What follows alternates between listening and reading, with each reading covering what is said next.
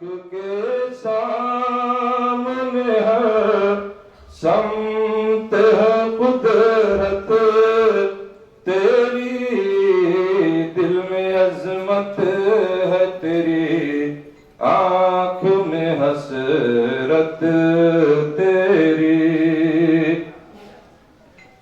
کوئی مخدوم ہے دنیا میں، کوئی خادم ہے، کوئی مخدوم ہے دنیا میں، کوئی خادم ہے. السلام علیکم ورحمۃ اللہ وبرکاتہ.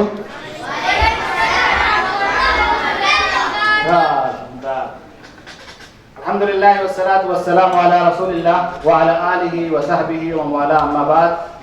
محترم حاضرین کرام، عزیز بھائیوں اور دوستوں، اسٹیج پر جلوہ افروز مشائخ کرام، آج بتاریخ 15 اپریل سن 2022 14 رمضان جسے ہم مکمل کر چکے ہیں. بڑی خوشی کی بات ہے کہ تقریباً 2 سال کے بعد کورونا جو بیماری آئی تھی، جس نے دنیا کو ہی بدل کر کے رکھ دیا، لوگوں کے مزاج کو بدل کے رکھ دیا، لوگوں کی لائف سٹائل چینج ہو گئی، اور 2 رمضان آیا، آ کر کے چلا گیا، نہ ہم ملاقات کر سکے، نہ ہم مسجد میں باقاعدہ تراویح کی نماز ادا کر سکے، نہ ہی عمرہ کرنے کے لیے اس آزادی کے ساتھ جا سکے. یہ اللہ تبارک و تعالیٰ کی طرف سے کہہ لیجیے کہ ایک آزمائش تھی جو کہ آئی اور چلی گئی. اور اس بیماری میں کتنے لوگ ہمیں چھوڑ کر کے چلے گئے.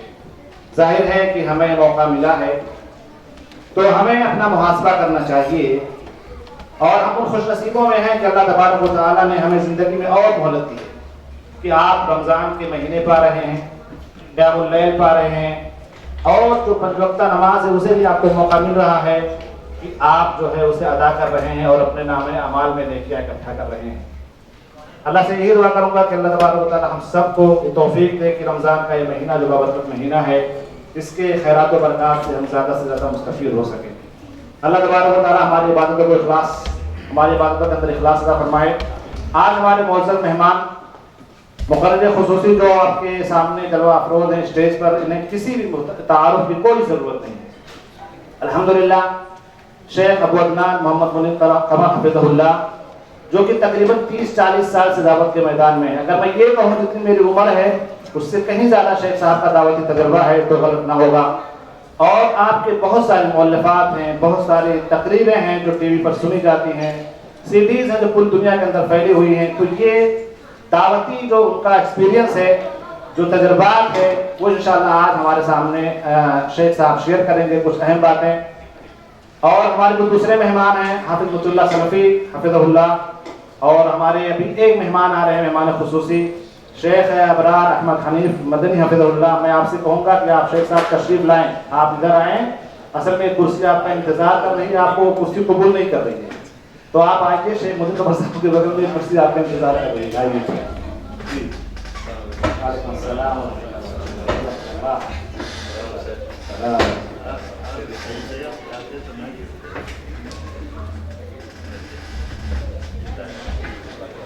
تو اب چونکہ وقت 10:15 ہو چکا ہے اور 12 بجے ہم اس پروگرام کو ختم کر دیں گے، کیونکہ اگلا دن دوام کا ہے تو میں بہت زیادہ لیٹ نہیں کروں گا.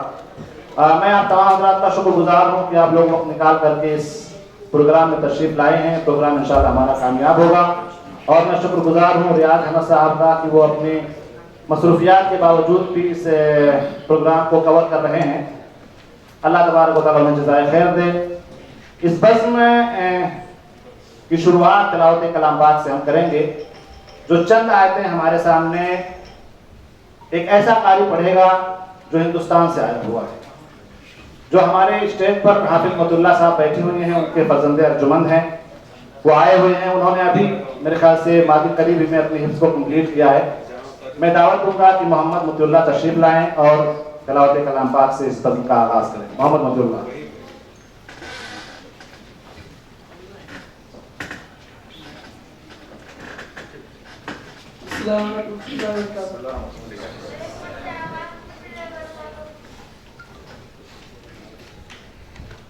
أعوذ بالله من الشيطان الشيطان الرجيم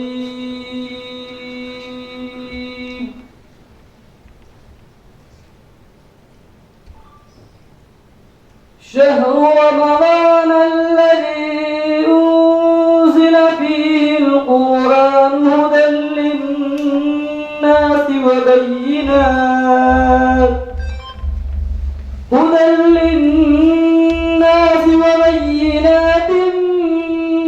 من الهدى والفرقان فمن شهد منكم الشهر فليصم ومن كان مريضا أو على سفر فعدة من أيام أخر يريد الله بكم اليسر ولا يريد بكم العسر ولتكملوا العدة ولتكبروا الله على ما هداكم ولعلكم تشكرون وإذا سألك عبادي عني فإني قريب أجيب دعوة الداعي إذا دعان فليستجيبوا لي وليؤمنوا بي لعلهم يرشدون. السلام عليكم.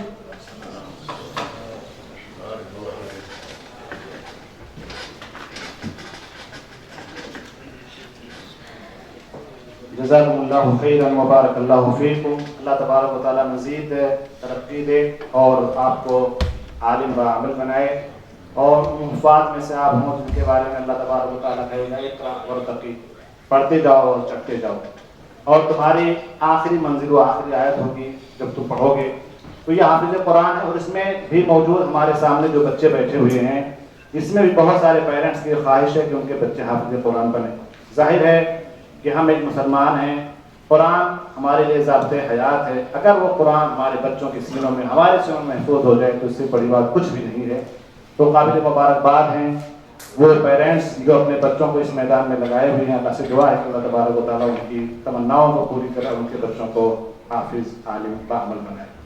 جزاکم اللہ خیر و بارک اللہ فیکم. اب اس بزم کو آگے بڑھاتے ہوئے چونکہ وقت کچھ بھی نہیں ہے اس لیے اس بزم کو آگے بڑھانے کے لیے میں ہمارے جو پہلے مقرر ہیں حافظ مطیع اللہ سلفی صاحب، میں ان سے گزارش کروں گا کہ آپ تشریف لائیں اور ان کا وقت، چونکہ وقت ہمارے پاس لمٹ ہے اس لیے ہمارے جو مہمانان ہیں میں ان سے کہوں گا کہ وقت کا خاص خیال رکھیں گے. فضیلۃ الشیخ مطیع اللہ سلفی حفظہ اللہ مائک.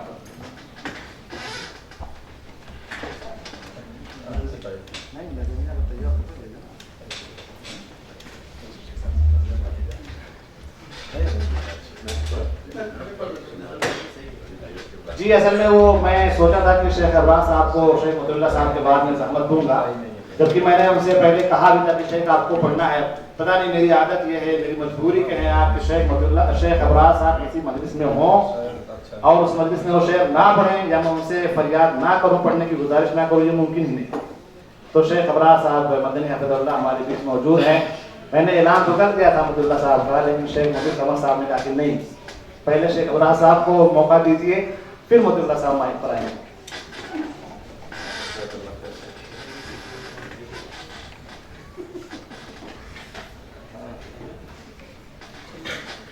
السلام علیکم ورحمۃ اللہ وبرکاتہ.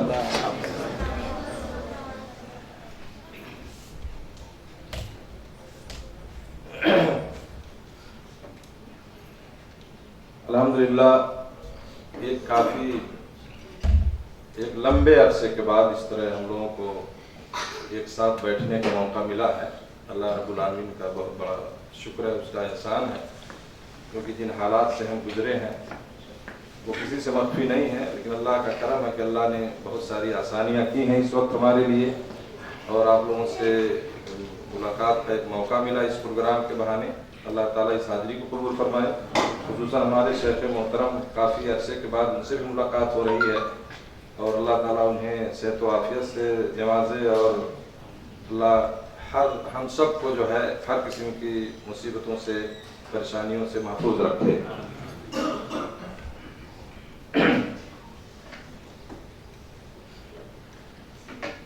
شیخ پرویز صاحب کا اصرار پہلے سے تھا اور شیخ کا ہمارے حکم بھی ہے، تو کوئی نئی نظم، تو میں نے ایک نئی نظم ڈھونڈی ہے محدث سے جو ہے، اور وہ حمدیہ کلمات ہیں. انشاءاللہ 2-4 لائن آپ لوگوں کی خدمت میں پیش کر رہا ہوں. آنکھ کے سامنے ہر سمت ہے قدرت تیری،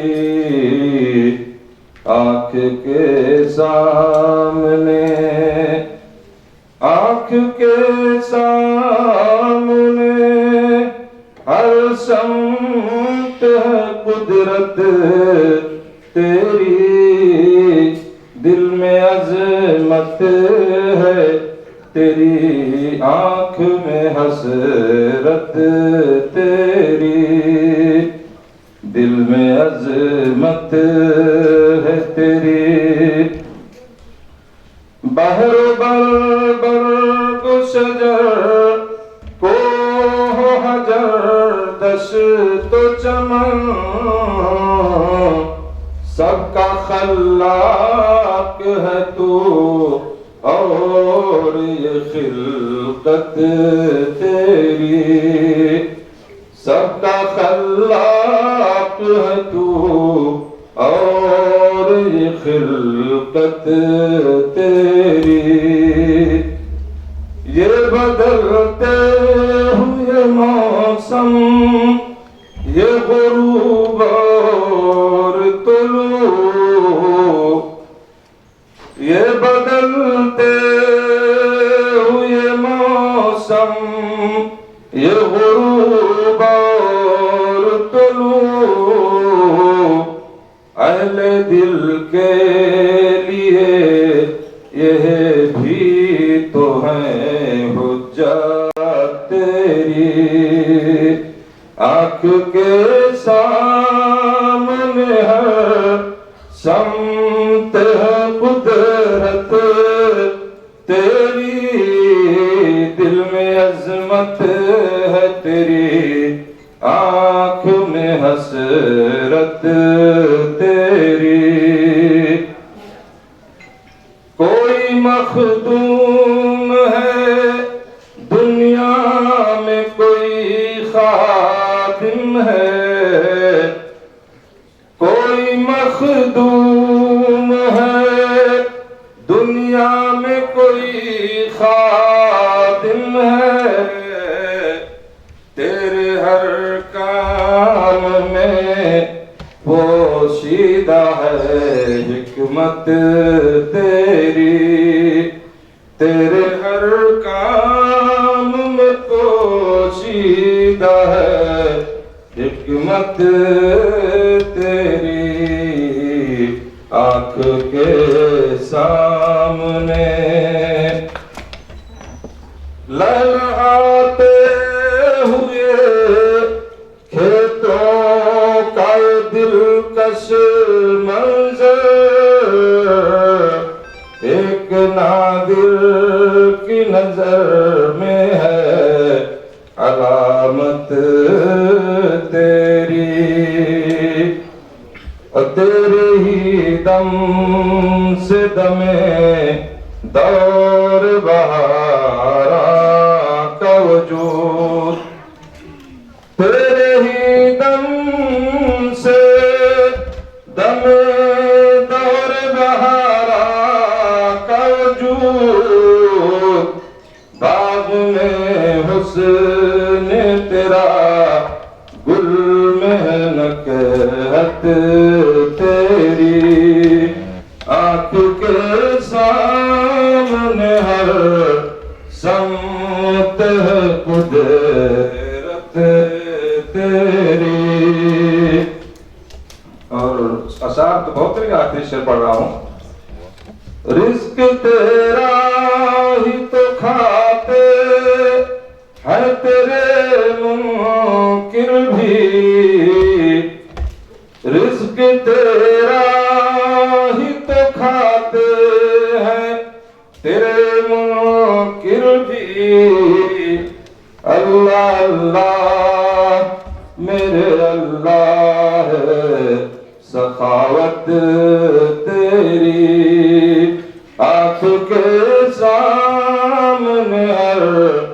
سمت ہے قدرت تیری، دل میں عظمت ہے تیری، آنکھ میں حسرت تیری۔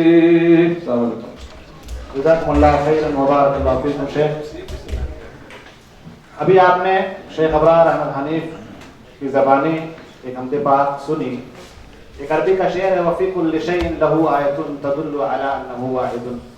اللہ تبارک و تعالیٰ کی وحدانیت کو اگر پہچاننا ہو تو آپ کسی بھی چیز کو دیکھیں تو وہاں سے پتہ چلے گا صرف اور صرف اللہ تبارک و تعالیٰ کی ذات ہے جس نے اس کو پیدا کیا ہے، اور وہی ذات ہے جو عبادت کے لائق ہے۔ اور ہمارا اور آپ کا مقصد بھی اس دنیا کے اندر یہی ہونا چاہیے، وہی مقصد جو اللہ کے رسول صلی اللہ علیہ وسلم لے کر کے آئے تھے کہ لوگوں کو شرک سے نکال کر، اس گڑھے سے نکال کر توحید کے راستے پر گامزن کریں۔ اب بہت تاخیر نہ کرتے ہوئے میں اپنے پہلے مہمان حافظ مدی اللہ سلفی حفظہ اللہ سے کہوں گا کہ آپ تشریف لائیں اور اپنے موضوع کی وضاحت کریں۔ جزاکم اللہ خیر و بارک اللہ۔ السلام علیکم ورحمۃ اللہ وبرکاتہ۔ بسم اللہ الحمدللہ والصلاة والسلام علی رسول اللہ وبعد۔ قال اللہ تعالی اعوذ باللہ من الشیطان الرجیم وذکر فإن الذکرى تنفع المؤمنین۔ وقال النبی صلی اللہ علیہ وسلم من لم يدع قول الزور والعمل به فليس لله حاجة في أن يدع طعامه وشرابه۔ معزز سامعین اور علماء کرام، میں بغیر کسی تمہید کے صدر مجلس کی اجازت کے ساتھ اور اللہ کی توفیق سے نہایت ہی مختصر انداز میں کچھ رمضان سے متعلق تنبیہی کلمات یا کچھ تذکیر یا یاد دہانی کی طرف آپ کو لے جانا چاہوں گا۔ پہلی بات کہ ہم سب کو اللہ رب العزت نے پیدا کیا ہے، تخلیق کا مقصد عبادت ہے، اور عبادت کی بنیادی شرائط آپ جانتے ہیں۔ پہلی بات تو یہ ہے کہ توحید، اور دوسری سنت۔ توحید و سنت میں انسان اگر مخلص ہو، اور توحید و سنت یہ دونوں پہلو اور دونوں پہیے اگر برابر ہوں تو پھر انسان کی عبادت قابل قبول ہوگی، ورنہ نہیں۔ اب آپ دیکھیں کہ اگر ایک انسان توحید کو اپناتا ہو، ساتھ ہی ساتھ شرک کا دامن نہ چھوڑتا ہو، یا اسی طرح سے نبی اکرم صلی اللہ علیہ وسلم کی سنت کو اپناتا ہو، اس کو اوڑھنا اور بچھونا بناتا ہو، مگر بدعت اور اہل بدعت سے رشتہ اور ناطہ نہ توڑتا ہو، تو پھر آپ خود فیصلہ کریں کہ ایسے شخص کی توحید و سنت کا کیا مطلب اور کیا فائدہ۔ اب آئیے میں اس کو اس مختصر سی تمہید کے بعد بتانا ہی چاہوں گا کہ اللہ رب العزت نے ہم پر رمضان کے روزے فرض قرار دیے، اور رمضان کے روزوں کی فرضیت کا جو مقصد ہے وہ ایک نقطے میں اللہ نے فرمایا لعلکم تتقون، تاکہ تم متقی بن جاؤ۔ اور متقی اور تقوی، یہ اگر اس کو آپ عام فہم انداز میں یا سادہ لفظوں میں سمجھنا چاہیں تو یہ ہوا کہ اللہ رب العزت کی رضا جوئی اور اس کی خوشنودی کے لیے ہر کام کیا جائے۔ کام کرنے والوں میں سے کچھ کام ایسے ہوتے ہیں جو کرنے ہوتے ہیں، جس کو ہم اوامر کے نام سے جانتے ہیں، اور کچھ کام ایسے ہوتے ہیں جن سے انسان کو رکنا ہوتا ہے، جن کو نواہی کے نام سے جانا جاتا ہے۔ اوامر اور نواہی دونوں کے مجموعے کا نام اللہ رب العزت کی اطاعت ہے۔ ہم اور آپ عموماً، میں یہی گفتگو کروں گا اسی پہ، ہم اور آپ عموماً کرنے والے کام تو کرتے ہیں، مگر رکنے والے کام سے باز نہیں آتے، اجتناب نہیں کرتے۔ میرا جو نقطۂ نگاہ ہے بتانا وہ یہی ہے، دو چار باتوں پر اشارہ کروں گا بس۔ نقطہ کیا ہے؟ نقطہ یہ ہے کہ ہم اور آپ عموماً جو لوگ اللہ رب العزت کی اطاعت کے لیے میدان میں آتے ہیں، میں ان کی بات کر رہا ہوں۔ جو میدان چھوڑ چکے ہیں میں ان کی بات نہیں کرتا۔ جو میدان میں آتے ہیں وہ عموماً اوامر کا خیال تو رکھتے ہیں، مگر نواہی سے انہیں کوئی سروکار نہیں ہوتا یا بہت کم ہوتا ہے۔ اب دیکھیں رمضان کا روزہ، روزے کی فرضیت اور فرضیت کا مقصد، اور इसी तरह से उसकी रज़ोगायत जो है, जो मिशन है, वो आप समझ सकते हैं। लेकिन हम और आप सुबह सादिक से लेकर गुरूब आफ्ताब तक खाना पीना और दीगर तमाम मुफत्तरात सौम से मुकम्मल तौर पर बचते हैं। बल्कि आप ये देखें कि हम लोग एहतियात इस हद तक करते हैं कि अगर कभी कुल्ली की वज़ू के लिए या यूं ही मिसवाक किया तो कुल्ली करने के बाद 2-3 बार थूकते हैं। एहतियात, यानी एहतियात का एक तरफ तो आलम ये है कि कुल्ली करने के बाद 1 बार 2 बार 3 बार थूकते हुए तसल्ली नहीं होती। आम तौर पर आप देखेंगे लोगों को इस तरह करते हुए। लेकिन वही शख्स जो कुल्ली के बाद 3 बार थूक रहा है, वही शख्स झूठ बोलने से एतराज़ नहीं करता, गीबत और चुगली से बचाव नहीं करता, अपनी आंखों से बदनजरी के ताल्लुक से कोई उसे फिक्र लाहिक नहीं होती, हाथ उसके उठ रहे हैं, कहाँ उठ रहे हैं, जायज़ या ना जायज़, इसकी तरफ उसको तवज्जो नहीं होती। तो आखिर आप सोचें कि एक तरफ अवामिर है, दूसरी तरफ नवाही है। अम्र ये है कि आप खाने पीने इन तमाम चीज़ों से अपने आप को रोक के रखें, हम कर लेते, लेकिन साथ ही साथ जिन चीज़ों से रोका है शरीयत ने, उन तमाम चीज़ों से अपने आप को हम नहीं रोक पाते। अब ये तो एक बात हुई। दूसरी बात आप देखें, मैं मुख्तसर कर रहा हूँ। दूसरी बात ये कि हम हलाल और पाकीज़ा चीज़ों को ज़रूरत के बावजूद, चाहत के बावजूद, भूख और प्यास की शिद्दत के बावजूद छोड़ देते, मगर वो चीज़ नहीं छोड़ते जिन चीज़ों के छोड़ने के लिए इन चीज़ों को छोड़ा गया है। हलाल चीज़ों को छोड़ा इसलिए नहीं गया है कि हमें और आपको मुशक्कत में डाला जाए, बल्कि हलाल चीज़ों को छोड़कर ये प्रैक्टिस कराई जा रही है कि एक इंसान जो हलाल चीज़ों को अल्लाह रब्बुल इज़्ज़त की रज़ा की खातिर छोड़ सकता है, वो भी आज कल के 14 घंटा आप कुछ नहीं खाते, कुछ नहीं पीते। हालांकि प्यास की शिद्दत भी होती है, भूख भी लगती है और दीगर चीज़ें भी होती हैं, लेकिन उसके बावजूद आप कुछ नहीं करते। तो हलाल चीज़ों को अगर आप 14 घंटा, 29 दिन या 30 दिन, पूरा 1 महीना आप कवर करते हैं, तो जो लोग हलाल चीज़ों को 1 महीना छोड़ सकते हैं, क्या वो अल्लाह रब्बुल इज़्ज़त की रज़ा की खातिर हराम चीज़ों को नहीं छोड़ सकते? अगर जो शख्स हलाल चीज़ों को छोड़ने की ताकत कुदरत अपने आप में पाता है, तो वो शख्स बाकी अय्याम में या रमज़ान की रातों में हराम चीज़ों से इज्तनाब की अपने आप में ताकत क्यों नहीं पाता? ये सवाल है। और इसी सवाल का अगर जवाब मिल जाए तो बात का खुलासा यही है। दूसरी बात आप देखें कि हम और आप ये किस मकसद के तहत, या कौन सा वो जज्बा है जो जज्बा हमें खाने और पीने से रोकता है? जाहिर सी बात है, वो रब की रज़ा है, रब का हुक्म है, रब की इताअत की खातिर एक इंसान हलाल और पाकीज़ा चीज़ों को चाहत के बावजूद, ज़रूरत के बावजूद और उसकी सख्त ज़रूरत के बावजूद भी उसको नहीं खाता, नहीं इस्तेमाल करता। तो जो जज्बा आपको हलाल चीज़ों पर, हलाल चीज़ों को छोड़ने पर मजबूर करता है या उकसाता है, वो जज्बा आपको हराम चीज़ों पर छोड़ने पर क्यों नहीं उकसाता और क्यों नहीं आपको आगे बढ़ने की तलकीन करता? इसका मतलब ये है कि कहीं न कहीं खोट है। और खोट कहाँ है? खोट यही है कि अल्लाह रब्बुल इज़्ज़त की मोहब्बत और अल्लाह की अज़मत का वो हिस्सा हमारे दिलों में अभी मौजूद नहीं हुआ है जो होना चाहिए। और रमज़ान ये तरबियती कैंप है, ये वर्कशॉप है पूरा महीना। अब अगर इस महीने में हम अल्लाह रब्बुल इज़्ज़त की मोहब्बत और अल्लाह की अज़मत को अगर हम दिलों में बिठा ना सके, तो ये बहुत बड़ी बदनसीबी और जिम्मेदारी होगी। तीसरी बात, हम और आप उम्मन ख़ासकर हमारे माहौल में पान, बीड़ी, सिगरेट, गुटखा और उसकी जितनी बहनें हैं, जितने उसके ख़ानदान वाले हैं, सबका हम आम तौर पर लोग इस्तेमाल करते हैं। आम तौर पर आम लोग इसका इस्तेमाल करते हैं और बड़े ही एहतमाम से उसका चलन आम है।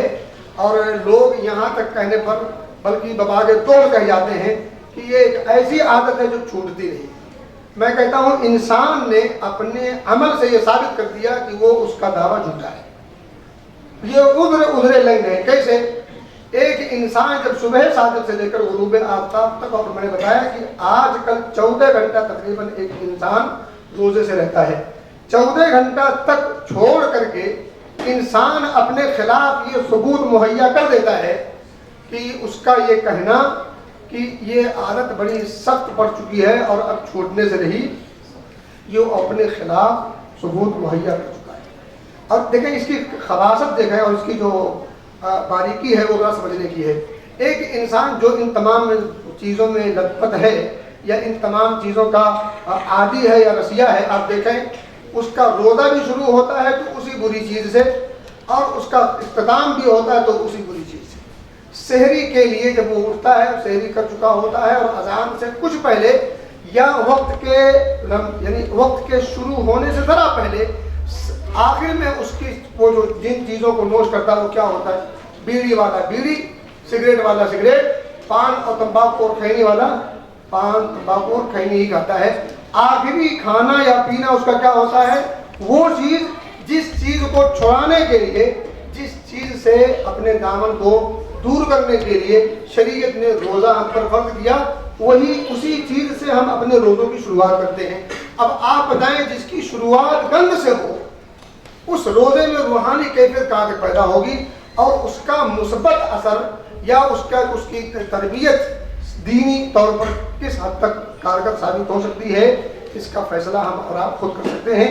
دوسری طرف آپ دیکھیں ہم افطار کرتے ہیں، افطار کرنے کے بعد جلدی جلدی نماز پڑھتے ہیں، خاص کر ایسے لوگ جو اس چیز کے عادی ہوتے ہیں، ان کو نماز بھی اگر پڑھتے ہیں تو نماز میں ان کا ذہن کہاں ہوتا ہے؟ اسی پان بیڑی اور سگریٹ پر۔ نماز سے سلام پھیرا اور سلام پھیرنے کے بعد سب سے پہلے اگر کسی چیز کی طلب ہے اور کسی چیز کا استعمال ہے تو وہ وہی چیز ہے جس چیز سے شریعت نے روکا ہے اور اس کے روکنے کی تربیت کی ہے اور ابھارا ہے۔ تو میرے بھائی میں دوست کہنے کی بات یہ ہے کہ ان تمام چیزوں سے اپنے دامن کو بچائیں۔ اور ایک آخری بات، کیونکہ وقت میں زیادہ دینا نہیں چاہتا اور شیخ محترم موجود ہیں، زیادہ حق ان کا ہے کہ وہ زیادہ گفتگو کریں آپ سے۔ ایک تو ویسے بھی لمبے عرصے کے بعد ملاقات ہوئی ہے، تو ایک آخری نقطہ وہ یہ کہ عام طور پر یہ بھی دیکھا گیا ہے کہ ہم اور آپ رمضان کے شروع کے ایام میں بڑے جذباتی ہوتے ہیں، اور ہونا چاہیے، اس میں کوئی شبہ نہیں۔ شروع کے ایام میں ایک خاص جذبہ ہوتا ہے اور بڑھ چڑھ کر کے ہم حصہ لیتے ہیں طرح طرح کی عبادات، چاہے وہ فردی ہوں چاہے نفلی ہوں، جو بھی ہوں، مالی ہوں جسمانی، جیسی بھی تمام عبادات میں ہم بڑھ چڑھ کر کے حصہ لیتے ہیں، لیکن جو وقت گزرتا جاتا ہے ہم پیچھے ہوتے جاتے ہیں۔ یہ طریقہ اور یہ چلن بھی غلط ہے۔ صحیح مسلم کی روایت ہے کہ احب الاعمال الی اللہ ادومها وان قل۔ ایک انسان جب عمل کرتا ہے اور اس عمل میں اگر تسلسل ہو، ایک کے بعد دیگرے وہ کام جاری ہو، تو یہ اللہ رب العزت کو بہت پاتا ہے۔ اگرچہ وہ عمل تھوڑا ہو، معمولی ہو، اور دیکھنے میں اگرچہ وہ بہت ہی حقیر سا دکھے، معمولی دکھے، لیکن یہ ہے کہ تسلسل سے اگر وہ عمل ہو تو اللہ رب العزت کو یہ بھاتا ہے۔ احب الاعمال الی اللہ، رب کی نگاہ میں عملوں میں سب سے محبوب عمل کیا ہے؟ ادومها، جو تسلسل کے ساتھ کیا جائے، وَإِن قَلَّ، اگرچہ وہ تھوڑا ہو، دیکھنے میں وہ پہاڑ جیسا ہونا ضروری نہیں ہے، عمل ہو اگرچہ وہ تھوڑا ہو لیکن تسلسل کے ساتھ ہو، کنٹینیو ہو۔ اور آپ ویسے بھی دیکھیں، اگر ایک انسان آپ سے روز ملتا ہو اور ایک انسان صرف آپ سے صرف مہینے میں کبھی ایک بار ملتا ہو، ظاہر سی بات ہے دونوں کے آپس کی جو محبت ہوگی یا دونوں کا آپس میں جو لگاؤ ہوگا وہ یکساں نہیں ہو سکتا، ہرگز نہیں ہو سکتا۔ تو کہنے کی بات یہ ہے کہ ہم اور آپ کی ذمہ داری یہ بھی بنتی ہے اس حدیث پاک کی روشنی میں، اور عقلی طور پر بھی اگر دیکھا جائے، اخلاقی طور پر بھی اگر دیکھا جائے، اخلاق بھی یہ کہتا ہے کہ ہم اپنے مالک حقیقی کی عبادت وقت کے ساتھ متعین نہ کریں، وقت کے ساتھ مقید نہ کریں، بلکہ اپنے خالق حقیقی اور مالک حقیقی کی عبادت کے لیے ہمیں کسی مہینے کا کسی وقت کا انتظار نہیں، بلکہ ہمیں اس کی عبادت ہمہ وقت کرنی چاہیے، کیونکہ اس کی نعمتوں سے ہم ہمہ وقت محسوس ہو رہے ہوتے ہوں۔ جس کی نعمتوں سے ہم ہمہ وقت محسوس ہو رہے ہوں، اس کی عبادت کے لیے ہمیں مہینے کا انتظار کرنا پڑے یا وقت کا انتظار کرنا پڑے، تو اس سے بڑی بے وفائی اور کیا ہو سکتی ہے؟ تو یہ بے وفائی میں بھی شمار ہوگا۔ تو کہنے کی بات یہ ہے کہ دینی اعتبار سے بھی، اخلاقی اعتبار سے بھی، اور اسی طرح سے عقلی اور ذہنی اعتبار سے دیکھ کر سوچا جائے تو یہ عمل پسندیدہ نہیں، بلکہ پسندیدہ یہ ہے کہ ایک انسان اللہ رب العزت کی عبادت کنٹینیو کرتا رہے، اگرچہ وہ عمل نہایت ہی دیکھنے میں چھوٹا ہی क्यों ना हो। ये मुख्तसर सी चंद बातें थी जो आपके सामने रखी गई। अल्लाह से दुआ है कि अल्लाह रब्बुल इज़्ज़त इन कई कई बातों में असर पैदा करे और हम सबको समझ के साथ इस पर अमल पैदा होने की तौफीक दे। और साथ ही साथ मैं दुआगो हूँ कि इस महफिल को सजाने में और बचाने में जिन लोगों का जो भी हाथ है और साथ है, अल्लाह उन तमाम की खिदमत को कबूल फरमाए और हम सब के दिल बैठने को अल्लाह कबूल फरमाए और इसी तरह से हम सबको जन्नत में एक दूसरे के साथ मिल बैठ करके रहने की तौफीक अता फरमाए। आमीन। व आखिर दावाना अल्हम्दुलिल्लाहि रब्बिल आलमीन। अस्सलामु अलैकुम व रहमतुल्लाहि व बरकातुहू। जज़ाकुमुल्लाहु खैरन मुबारकल्लाहु फीकुम।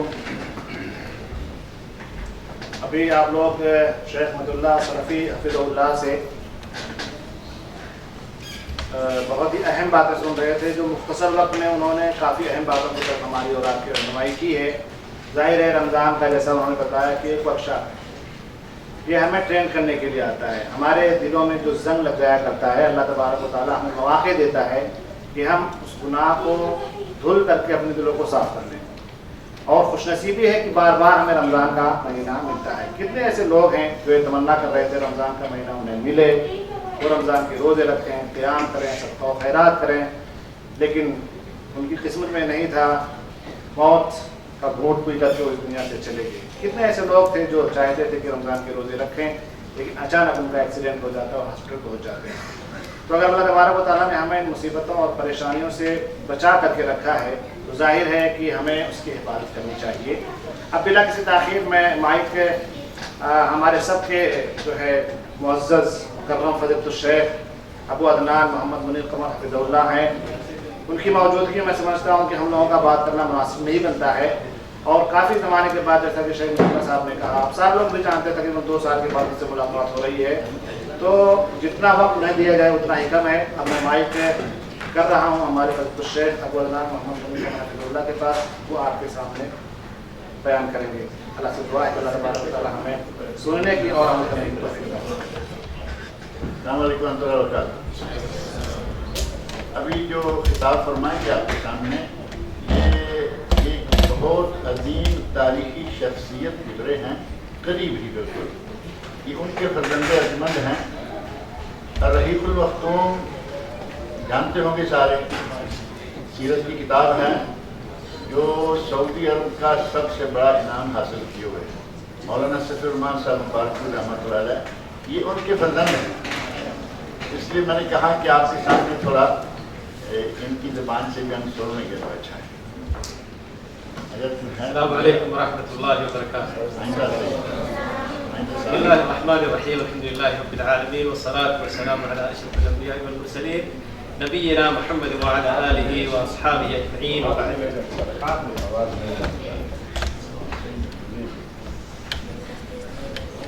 मेरे भाइयों, बुजुर्गों, दोस्तों और बच्चों, देखिए आप लोग जानते हैं कि वक्त बहुत कम है। अब सारे लोग देख भी रहे हैं और काफ़ी लेट में प्रोग्राम भी शुरू हुआ है, तो मैं ज़्यादा वक्त नहीं लेना चाह रहा था। हम लोग खुद ही नहीं लेना चाह रहे थे कि शेख को ज़्यादा से ज़्यादा मौका दिया जाए और आखिर में आप लोग अगर सवाल भी रखेंगे तो उसके लिए भी कुछ वक्त दें। लेकिन शेख हमारे अल्लाह ताला जज़ाए खैर दें, चाह रहे हैं कि 2-4 कलिमे मैं आपके गोशे गुजार करूँ। शेख के रहते हुए मेरी क्या हैसियत है? शेख के रहते हुए अगर मैं अपनी बात कहूँ तो समझ लीजिए कि समुंदर में एक तिनका मारने के बराबर है।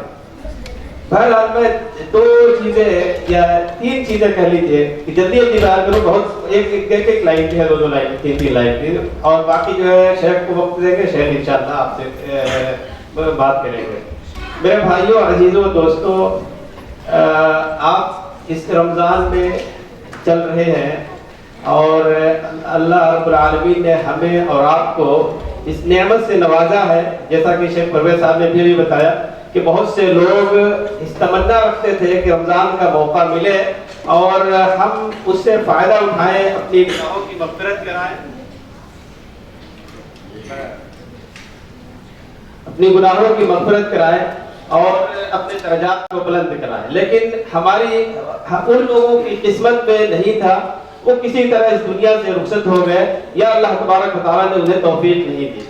हम और आपको तौफीक अल्लाह रब्बुल आलमीन ने दी है, तो उसका हमें फ़ायदा उठाना चाहिए। ایک حدیث بہت معروف ہے، بہت مشہور ہے، رمضان میں ہر آدمی، ہر مقرر بیان کرتا ہے کہ من صام رمضان ایمانا واحتسابا غفر له ما تقدم من ذنبه۔ بارہا آپ اس حدیث کو سنتے ہیں کہ جو آدمی، جو شخص رمضان کے روزے اللہ تبارک و تعالیٰ کی خوشنودی کے لیے، اس کی رضا کے لیے اور اس سے اجر و ثواب کی نیت کے لیے، نیت حاصل، اجر و ثواب حاصل کرنے کے لیے روزے رکھے تو اللہ تبارک و تعالیٰ اس کے پچھلے 1 سال کے گناہ معاف کر دیتا ہے۔ وہ چھوٹے چھوٹے گناہوں کی بات ہے، صغیر گناہ کی بات ہے، کبیرہ کی بات نہیں ہے۔ کبیرہ بغیر توبہ کے معاف نہیں ہونے والی ہے۔ رمضان کے روزے میں آپ کے گناہ معاف ہو گئے۔ رمضان کے جو روزے نہیں رکھتے ہیں ان کا جو عذاب ہے آپ سمجھ سکتے ہیں۔ جو لوگ رکھتے ہی نہیں ہیں یا جو ہے رمضان کے روزے کا کفر کرتے ہیں، انکار کرتے ہیں، ان کی سزا مقرر ہے۔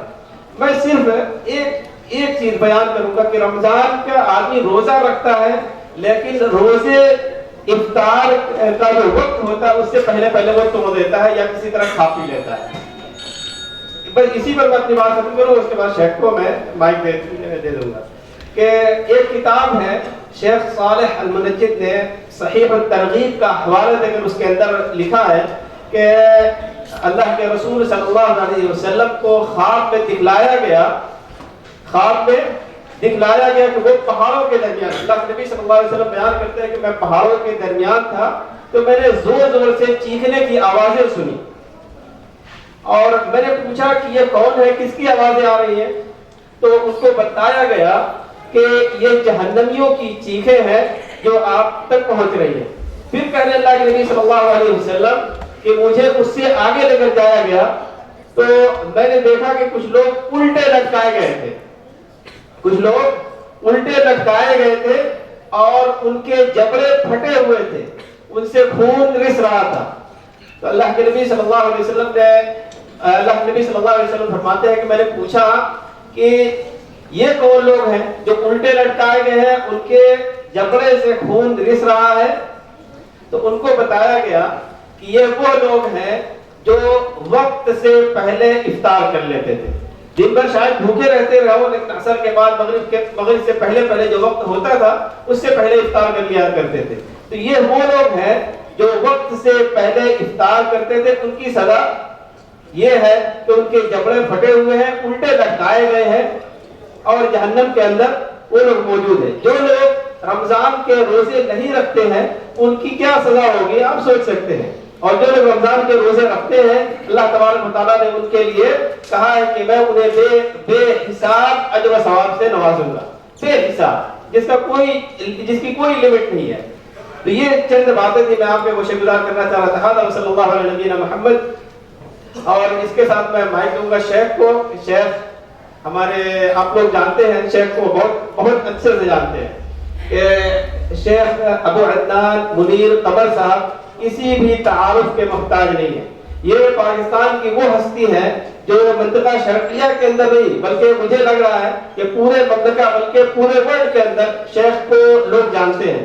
ہم لوگ ہندوستان میں بہت دور دراز علاقوں سے تعلق رکھتے ہیں لیکن شیخ کی ویڈیوز، شیخ کی آڈیوز یا شیخ کی کتابیں وہاں تک پہنچی رہتی ہیں اور لوگ ہمیں پوچھتے ہیں کہ کبھی ان سے ملاقات ہوئی کہ نہیں ہوئی، یہاں تک پوچھتے ہیں کہ کبھی شیخ سے ملاقات ہوئی کہ نہیں۔ شیخ سے بارہا الحمدللہ ملاقات ہوئی، اللہ تعالیٰ جزائے خیر دے۔ تو میں مائک دوں گا شیخ کو، شیخ اپنی بات آپ کے سامنے۔ ان الحمد للہ نحمده ونستعینه ونستغفره ونعوذ باللہ من شرور انفسنا ومن سیئات اعمالنا، من یهده الله فلا مضل له ومن یضلل فلا هادی له، واشهد ان لا اله الا الله وحده لا شریک له، واشهد ان محمدا عبده ورسوله۔ اما بعد فإن خير الحديث كتاب الله وخير الهدي هدي محمد صلى الله عليه وسلم وشر الأمور محدثاتها وكل محدثة بدعة وكل بدعة ضلالة وكل ضلالة في النار۔ رب اشرح لي صدري ويسر لي أمري واحلل عقدة من لساني يفقهوا قولي رب أعوذ بك من همزات الشياطين وأعوذ بك رب أن يحضرون۔ اعوذ باللہ السمیع العلیم من الشیطان الرجیم۔ یا ایھا الذین آمنوا کتب علیکم الصیام کما کتب علی الذین من قبلکم لعلکم تتقون۔ اللہ رب العزت کے ہم لوگوں پر بے شمار احسانات ہیں، بے شمار نعمتیں ہیں، اس قدر نعمتیں کہ اللہ رب العزت نے ارشاد فرمایا ہے وَإِن تَعُدُّوا نِعْمَتَ اللَّهِ لَا تُحْصُوهَا، کہ اگر تم اللہ کی نعمتوں کو گننا بھی چاہو تو نہیں گن سکتے۔ اللہ کی نعمتوں کو گننا بھی چاہو تو نہیں گن سکتے۔ اس کی ان بے شمار نعمتوں میں سے ایک عظیم نعمت یہ ہے کہ ہم مسلمان ہیں۔ اللہ رب العزت نے ہمیں مسلمان بنایا ہے، یہ بہت ہی بڑی نعمت ہے۔ ورنہ آپ دیکھتے ہیں کہ آج لوگ کیا کیا کر رہے ہیں، کوئی مندروں کی گھنٹیاں بجا رہا ہے، کوئی گرجوں میں جا رہا ہے، کوئی سانپ کی پوجا کر، اتنا خطرناک جانور ہے اس کی پوجا کر رہے ہیں۔ حالانکہ آپ سنتے ہیں کہ سانپ کو ساری عمر بھی دودھ پلائیں تو وہ ڈنگ مارنے سے باز نہیں آتا، لوگ کے بعد اس کی پوجا کر رہے ہیں۔ اس دن دودھ ہی پلاتے ہیں۔ اور ہاتھی کی پوجا، یعنی کوئی بھی ایسی چیز میرا خیال ہے نہیں چھوڑی گئی کہ جس کی پوجا نہیں کر رہے۔ اللہ رب العزت نے ہمیں کتنی بڑی نعمت عطا فرمائی ہے کہ ہم صرف ایک اللہ کی عبادت کرتے ہیں، یہ عظیم نعمت ہے۔ ورنہ پتہ نہیں اللہ رب العزت نے ہمیں کسی اور کھاتے میں پیدا کیا ہوتا تو ہم کیا کر رہے ہوتے۔ اللہ رب العزت نے بہت احسان فرمایا، ہمیں مسلمان بنایا، حضرت محمد رسول اللہ صلی اللہ علیہ وسلم کا امتی بنایا، وہ نبی جس کے مقابلے کا کوئی نبی نہیں ہے۔ آدم علیہ السلام سے لے کر عیسیٰ علیہ السلام تک، اور نبی اکرم صلی اللہ علیہ وسلم کو شامل کریں تو ایک حدیث کے مطابق جو کہ سندن متکلم فی ہے، 1,00,000 اور کم و بیش 24,000 انبیاء اور رسول گزرے ہیں، سب سے افضل ہمارے نبی صلی اللہ علیہ وسلم۔ اور ایک حدیث میں 313 یا 314 رسولوں کا ذکر آیا ہے۔ 1,25,000 نبیوں اور رسولوں میں سے 313 یا 14 رسول ہیں، کیونکہ رسول کا درجہ نبی سے بڑا ہوتا ہے۔ ان سارے رسولوں میں سے بھی ہمارے نبی صلی اللہ علیہ وسلم افضل ہیں۔ اور 313 یا 14 رسولوں میں سے 5 رسول وہ ہیں جنہیں اولو العزم من الرسل قرار دیا گیا۔ اولو العزم من الرسل، عظیمت والے رسول، حضرت نوح علیہ السلام، حضرت ابراہیم خلیل علیہ السلام، حضرت موسیٰ علیہ السلام، حضرت عیسیٰ علیہ السلام اور حضرت محمد رسول اللہ صلی اللہ علیہ وسلم 5 اولو العزم من الرسل ہیں۔ اللہ رب العزت نے ان 5 میں سے بھی ہمارے نبی کو افضل بنایا۔ ہم اس نبی کے امتی ہیں جس کے مقابلے کا نہ کبھی کوئی گزرا ہے اور آئندہ تو کوئی آنے والا ہی نہیں ہے۔ لیکن ہمارا پنجاب بڑا زرخیز علاقہ ہے، فصلیں بھی زبردست ہوتی ہیں، نبی بھی موقع پیدا ہوتے ہیں۔ آپ لوگوں کے علم میں ہے نا، مرزا غلام احمد قادیانی، یہ قادیان جگہ کا نام ہے اور یہ پنجاب میں ہے، اور پنجاب کے ساتھ علاقے کشمیر ہے۔ ارشد کشمیری، ارشد بٹ نے پچھلے دنوں اعلان کر دیا تھا دبئی میں کہ میں بھی نبی ہوں۔ نبی صلی اللہ علیہ وسلم کے عہد مبارک میں بھی یہ چیزیں ہوئیں، لیکن آج تک وہ سلسلہ جاری ہے۔ یہ دجال لوگوں کا سلسلہ ختم نہیں ہوا۔ اللہ رب العزت نے ہمیں اس نبی کا امتی بنایا ہے جس کے مقابلے کا کوئی نبی نہیں، سب سے اعلیٰ اور سب سے افضل نبی۔ اور ہم امت کون سی ہیں؟ ہمیں تو اصل میں اپنا بھی پتہ نہیں ہے کہ ہم کون ہیں، ہمیں اپنا بھی تعارف نہیں ہے۔ دین اسلام، نبی محمد رسول اللہ صلی اللہ علیہ وسلم، اور امت کون سی ہے؟ قرآن کریم پڑھ کے دیکھیں، اللہ رب العزت نے ارشاد فرمایا کنتم خیر امت اخرجت للناس، تم وہ امت ہو جو تمام امتوں سے بہتر امت ہے اور تم لوگوں کے لیے میدان میں لائے گئے۔ اخرجت للناس، اگر اخرجت للناس پہ تھوڑا سا غور کریں تو ہمیں پتہ چلتا ہے کہ ہم صرف اپنی ناک صاف کرنے کے لیے نہیں، کہتے ہیں نا کہ اپنی ناک صاف کی اور گال پہ لگا لی، ہمیں ایسا حکم نہیں ملا، ہمیں حکم ملا ہے کہ اپنی بھی ظاہر کی باطن کی صفائی کرنی ہے اور پڑوسی کی بھی، اور جہاں تک ہماری آواز جائے۔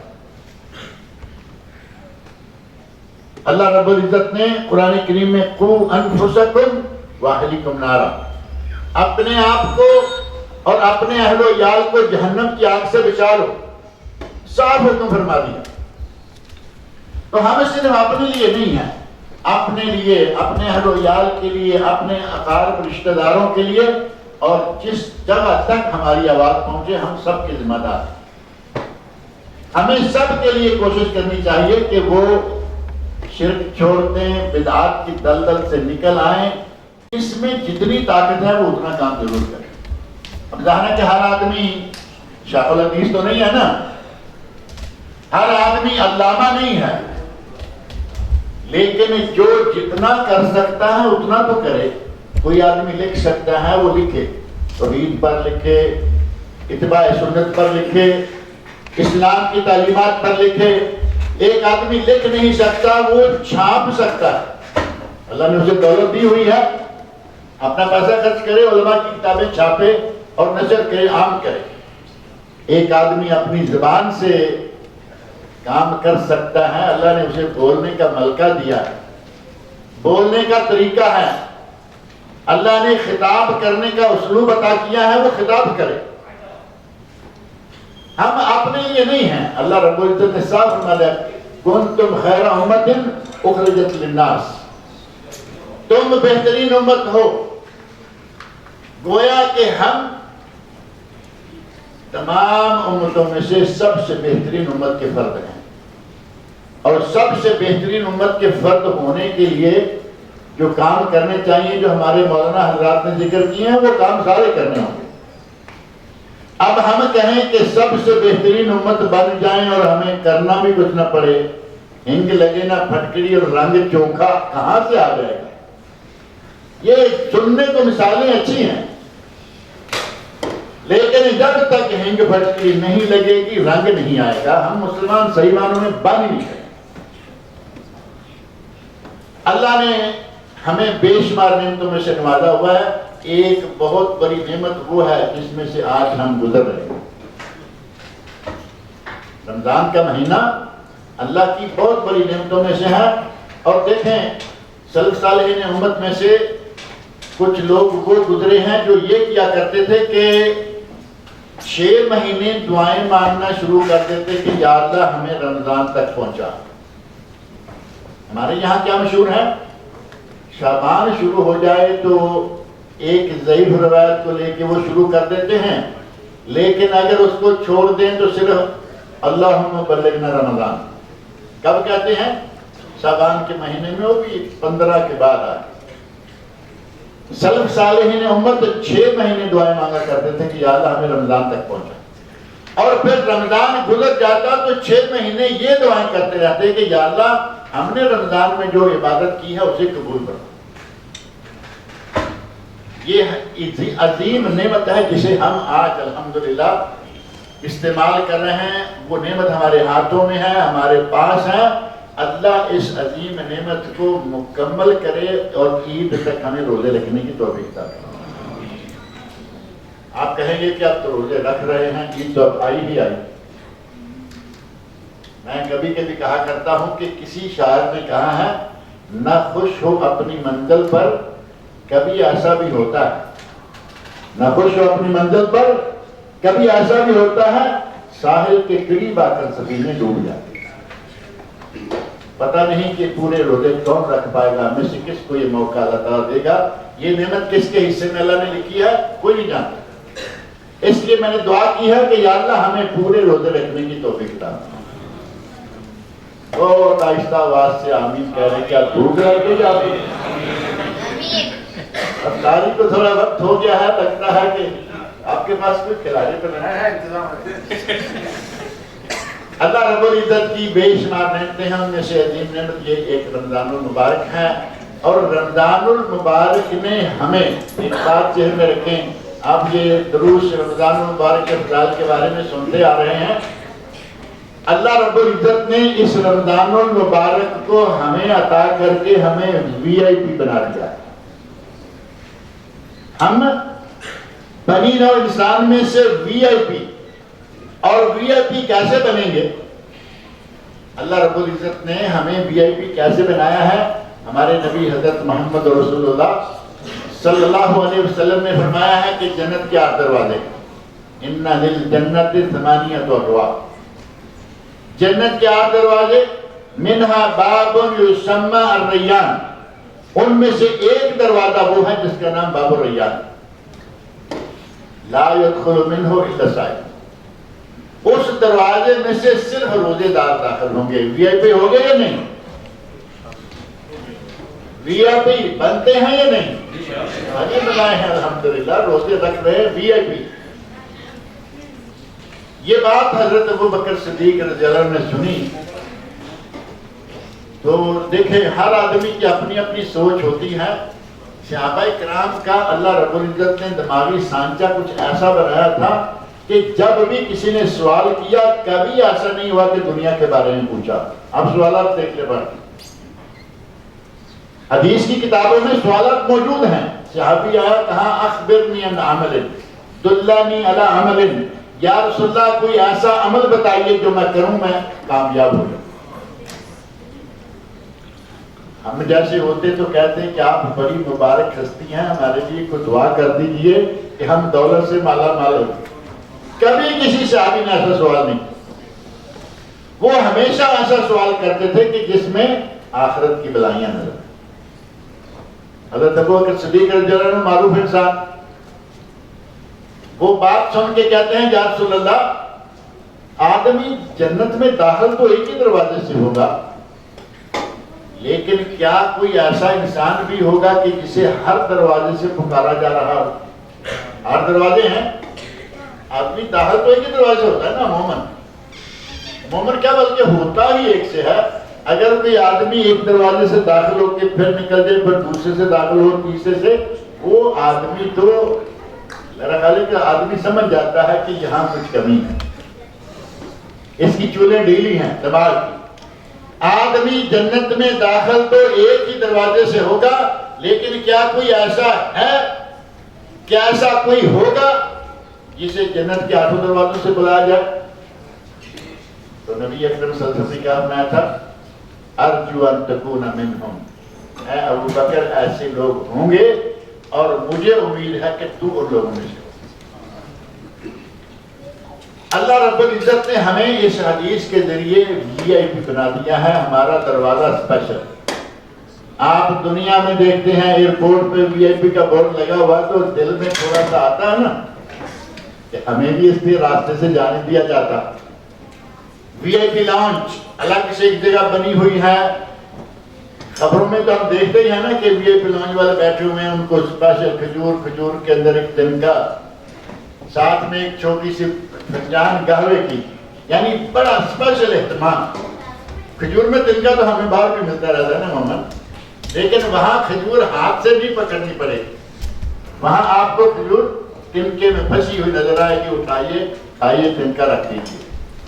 یہ وی آئی پی کے سارے چونچلے ہیں جو دنیا میں لوگوں کو، ان لوگوں کو ملے ہیں جن کو ملے ہیں، ہمیں اللہ رب العزت یہ جنت میں عطا کرے۔ اللہ تعالیٰ ہمیں باب الریان میں سے داخلے کی توفیق عطا فرمائے، ان لوگوں میں سے بنا لے جو باب الریان سے داخل ہوں گے۔ یہ انتہائی اہم عبادت ہے، سال میں صرف ایک مرتبہ ہوتی ہے، لیکن کافی لمبی ہے۔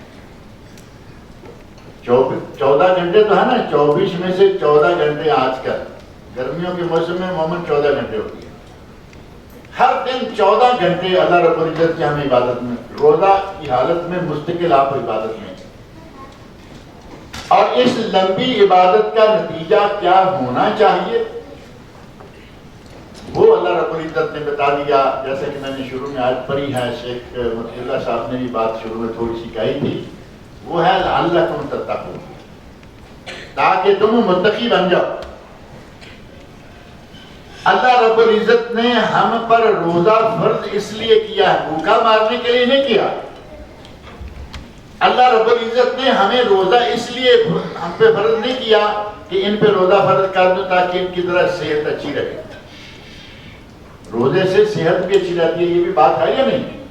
ڈاکٹر حضرات کو اچھی طرح جانتے ہیں، ڈاکٹروں سے کچھ پڑھ لکھ کے ہمیں بھی پتہ چل جاتا ہے کہ کیا ہے۔ کافروں نے، مسلمانوں کو چھوڑیں، کافر ڈاکٹروں نے کہا کہ مسلمانوں کے یہاں جو فاسٹنگ ہے وہ تو بدبخت روزے کا نام بھی نہیں جانتے کہ روزہ کیا ہے، انہوں نے تو وہی لفظ استعمال کرنا جو ان کے یہاں ہے۔ کہتے ہیں کہ سال میں کچھ دنوں کے لیے بھوکا رہا جائے تو آدمی کئی بیماریوں سے محفوظ ہو جاتا ہے، اور وہ بھوکا رہنا کیا ہے؟ ہمارا مسلمانوں کا روزہ رکھنا۔ اس سے بیماریوں سے بھی انسان بچتا ہے، بیماریاں اس انسان سے نکل جاتی ہیں، لیکن ہمیں اللہ رب العزت نے صرف صحت بنانے کے لیے نہیں روزہ ہمیں دیا، روزہ فرض ہم پہ نہیں کیا، بلکہ اللہ رب العزت نے ایک خاص مقصد بتایا ہے، اور وہ خاص مقصد کیا ہے؟ لعلکم تتقون، تاکہ تم متقی بن جاؤ۔ اگر تقوی حاصل ہو جائے تو انسان اللہ کے قریب ترین پہنچ جاتا ہے۔ اللہ کا قرب چاہیے یا نہیں ہمیں؟ ہر بندہ کچھ کرے یا نہ کرے لیکن یہ ضرور چاہتا ہے کہ مجھے اللہ کا قرب حاصل ہو جائے۔ قرب والے کرتوت ہمارے نہیں ہوتے، کام ہم وہی کرتے ہیں جو اپنی مرضی میں آئے، لیکن دل میں یہ ہمارے موجود ہے ہر مسلمان کے کہ ہمیں اللہ کا قرب حاصل ہو جائے۔ اللہ کے قریب ترین انسان کون ہوگا؟ اللہ تعالیٰ نے قرآن کریم میں ارشاد فرمایا سورہ حجرات میں کہ ہم نے بندوں کو مرد و عورت سے پیدا کیا، وَجَعَلْنَاكُمْ شُعُوبًا وَقَبَائِلَ لِتَعَارَفُوا، تمہارے خاندان اور قبیلے بنائے تاکہ تعارف ہو۔ اس میں کوئی عظمت نہیں ہے کہ کون آدمی کس قبیلے سے تعلق رکھتا ہے، اس میں کوئی عظمت نہیں، کوئی برتری نہیں۔ برتری کہاں ہے؟ آگے اللہ رب العزت نے فرمایا ان اکرمکم عند اللہ اتقاکم، تم میں سے اللہ کے نزدیک سب سے معزز انسان وہ ہے جو سب سے زیادہ تقوی والا ہے۔ اس تقوی کا حصول ہمارا مقصد ہونا چاہیے، اور اس تقوی کے حصول کے لیے اللہ رب العزت نے ہم پر یہ روزہ فرض کیا ہے۔ لعلکم تتقون میں اللہ نے یہی بات فرمائی۔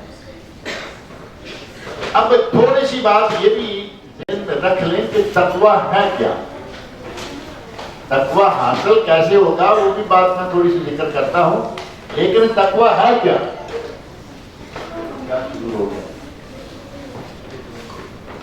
تقوی کیا ہے؟ اس بارے میں مختلف اقوال ہیں علماء سلف صالحین کے، حتیٰ کہ بعض اقوال صحابہ کی طرف منسوب ہیں، لیکن کسی کی سند ضعیف ہے، کسی کی سند ہے نہیں، لیکن باتیں بڑی زبردست ہیں۔ ان میں سے ایک قول، ایک تو معروف بات ہے نا کہ نیکی کرنا اور برائی سے بچنا تقوی ہے، اور یقیناً جو آدمی نیکی کرے گا، برائی سے بچے گا، وہ متقی ہو جائے گا، بلکہ ہوگا۔ دوسرا یہ ہے کہ جس کام کا اللہ اور اس کے رسول نے حکم دیا ہے اسے کر گزرو، اور جس کام سے اللہ اور اس کے رسول نے منع کیا ہے اس سے بچ جاؤ، تقوی حاصل ہو جائے گا۔ اور حضرت ابی بن کعب رضی اللہ عنہ کو رمضان کے ساتھ بھی ایک خاص مناسبت ہے، میرا خیال ہے کہ آپ کے ذہن میں ہوگی کیونکہ آپ درس سنتے رہتے ہیں۔ حضرت ابی بن کعب رضی اللہ عنہ وہ صحابی ہیں جنہیں حضرت عمر فاروق رضی اللہ عنہ نے مسجد نبوی میں تراویح پڑھانے کے لیے مقرر کیا، اور تراویح کتنی پڑھانے کا ذکر کیا جتنی آج کل حرم شریف میں پڑھی جاتی ہے۔ اب یہ بھی کوئی فائدہ نظر آ رہا نہیں آپ کو؟ کورونا کے فائدوں میں سے ایک فائدہ یہ ہے کہ حرمین شریفین میں 11 رکعتیں 13 رکعتیں ہو گئی ہیں۔ کچھ لوگ ہماری بڑا زور دیا کرتے تھے جی حرمین شریف میں کوئی غلط ہو رہا ہے، ہم کہتے ہیں غلط نہیں ہو رہا، لیکن حرمین شریفین کے علماء میں سے کسی سے پوچھ لو، وہ کہے گا کہ سنت رسول 11 رکعتیں۔ اس بات کو آپ مانتے ہیں یا نہیں؟ یہ میں نے آپ سے پوچھا ہے، سنت رسول کتنی ہے؟ 11 رکعتیں۔ اب رہا مسئلہ کہ کچھ زیادہ پڑتا ہے تو بعض اہل علم نے ذکر کیا، حافظ ابن حجر اسقلانی رحمۃ اللہ نے بڑی تفصیل ذکر کی اور کہا کہ 43 رکعتوں تک بھی مختلف اوقات میں تراویح پڑھی، 43 یعنی 40 دو کر کے اور 3 وتر، کوئی حرج نہیں، کوئی جتنا پڑھتا ہے پڑھتا رہے، لیکن سنت رسول 11۔ اور موطا امام مالک میں حدیث موجود ہے، حضرت عمر فاروق رضی اللہ عنہ نے 2 امام مقرر کیے، دونوں اماموں میں سے ایک یہ حضرت ابی بن کعب رضی اللہ عنہ ہیں اور دوسرے حضرت تمیم داری۔ حضرت تمیم داری رضی اللہ عنہ کو ایک خاص وصف، ایک خاص امتیاز حاصل ہے، ذہن میں رکھ لینا۔ حضرت تمیم داری رضی اللہ عنہ وہ شخص ہیں جنہوں نے دجال کو دیکھا ہے، دجال کو جنہوں نے دیکھا ہے حضرت تمیم داری رضی اللہ عنہ۔ اور حضرت ابی بن کعب، ایک تو یہ کہ ان دونوں کو حضرت عمر فاروق رضی اللہ عنہ نے امام مقرر کیا، کہا کہ تراویح پڑھاؤ اور 11 رکھتے ہیں۔ موطا امام مالک میں صحیح سند سے ثابت یہ حدیث موجود ہے کہ انہوں نے 11 رکعتیں پڑھنے کا حکم دیا تھا۔ لیکن ہم تراویح کے مسئلے سے، اختلافی مسئلے سے نکل جاتے ہیں، اس کو چھوڑ دیتے ہیں، جتنی پڑھتے ہیں آپ پڑھتے رہیے۔ سنت رسول 11۔ حضرت ابی بن کعب رضی اللہ عنہ وہ صحابی ہیں جنہیں اللہ رب العزت نے اس شرف سے نوازا کہ نبی اکرم صلی اللہ علیہ وسلم فرماتے ہیں، ابی مجھے اللہ نے حکم دیا ہے کہ میں تیرے سامنے سورت، قرآن کریم کی سورت البینہ، لم یکن الذین کفروا من اہل الکتاب، مجھے اللہ نے حکم دیا ہے کہ میں تیرے سامنے سورت البینہ پڑھوں۔ آپ اندازہ کر سکتے ہیں کہ ادھر نبی اکرم صلی اللہ علیہ وسلم ہے، یہ صحابی ہیں، انہی کے شاگرد بھی شمار ہوں گے۔ اللہ رب العزت کہہ رہا ہے کہ اے میرے نبی، ابی بن کعب کے سامنے سورت البینہ پڑھو، کتنا مقام ہوگا اس انسان کا۔ حضرت ابی رضی اللہ کہتے ہیں، یا رسول اللہ، کیا اللہ نے میرا نام لے کے یہ بات کہی؟ میرا نام لے کے، اس بات کو سمجھے آپ، اگر کبھی کوئی اسپیشل آرڈر آ جاتا ہے ہمیں، مثال کے طور پر گورنر شرقیہ کی طرف سے، اور آرڈر لانے والا کہے کہ کیا امیر شرقیہ نے میرا نام لیا تھا اس وقت، تو ہم اپنے کرتے سے باہر نکل جاتے ہیں، اتنا بھول جاتے ہیں، وہ جو میرا نام انہیں معلوم ہے، مجھے وہ ایسے جانتے ہیں۔ حضرت ابی بن کعب رضی اللہ عنہ پوچھتے ہیں، یا رسول اللہ، کیا اللہ نے میرا نام لے کے کہا تھا کہ آپ میرے سامنے یہ سورت پڑھیں؟ تو نبی اکرم صلی اللہ علیہ وسلم نے، ہاں ابی، اللہ نے تیرا نام لیا۔ اب آپ اندازہ کیجئے کہ کتنا مقام ہے اس انسان۔ اب فرد مسرت سے مغلوب ہو کر رونے پہ قابو نہیں آیا، زار و قطار رونا شروع کر دیا کہ میرا نام اس ذات نے لیا میرے نبی کے سامنے۔ یہ ہیں ابی بن کعب رضی اللہ عنہ۔ حضرت ابی بن کعب رضی اللہ عنہ کی طرف منسوب ہے کہ حضرت عمر فاروق رضی اللہ عنہ نے ان سے پوچھا، کہا کہ ابی، تقوی کیا ہے؟ تقوی کی تعارف میں بتایا نا کہ تقوی ہے کیا؟ ایک متکلم فی سند ان تک پہنچتی ہے، ایک سند ہے، لیکن اب بات سنیں کہ بات کتنی اچھی کہی۔ ہمیں اگر بات کو لے لیں تو زبردست بات۔ کہتے ہیں بھائی تقویٰ کیا ہے؟ کہتے ہیں کہ امیر المومنین، آپ کبھی جھاڑیوں والے راستے سے گزرے ہیں؟ انہوں نے کہا کئی مرتبہ ایسا موقع ہوتا ہے، جھاڑیوں کے اندر سے، کانٹے دار جھاڑیوں کے اندر سے گزرنا پڑتا ہے۔ کہاں کیسے گزرتے؟ تو کہا کپڑوں کو لپیٹ سمیٹ کر کانٹوں کے سے بچ بچا کے نکل جاتے۔ حضرت ابی رضی اللہ عنہ کہتے ہیں کہ امیر المومنین یہی تقویٰ ہے، دنیا گناہوں کے کانٹوں سے بھری ہوئی ہے، ان کانٹوں سے بچ بچا کے جو آدمی نکل جاتا ہے وہ متقی ہے۔ یہی بات حضرت ابو ہریرہ رضی اللہ عنہ کی طرف بھی منسوب ہے، اور کتاب الزہد بہقی، زہد کبیر، اور ابن ابی دنیا کی کتاب، 2 کتابوں کا حوالہ اس کے ساتھ موجود ہے، انہوں نے بھی یہی بات کہی۔ اور ایک بات حضرت علی رضی اللہ عنہ کی طرف منسوب ہے تقوی کے حوالے سے کہ تقوی کیا ہے، ان سے پوچھا گیا کہ تقوی کیا ہے؟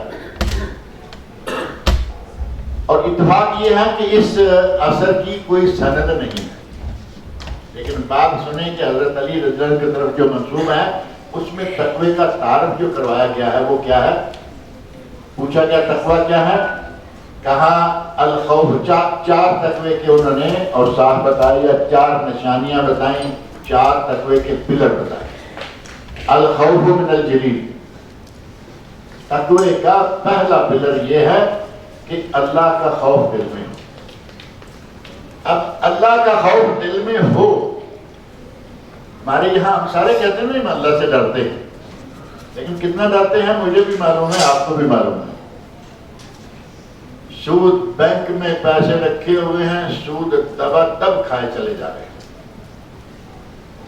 پتہ ہے یہ سود حرام ہے، لیکن مولوی کو تو بتاتے بھی نہیں نا کہ ہم نے پیسے بینک پہ رکھے ہیں اور کھا رہے ہیں، بتائیے گلے پڑ جائے گا مولوی پلا وجہ، اپنے لوگوں میں بات کر لیں تو کر لیں۔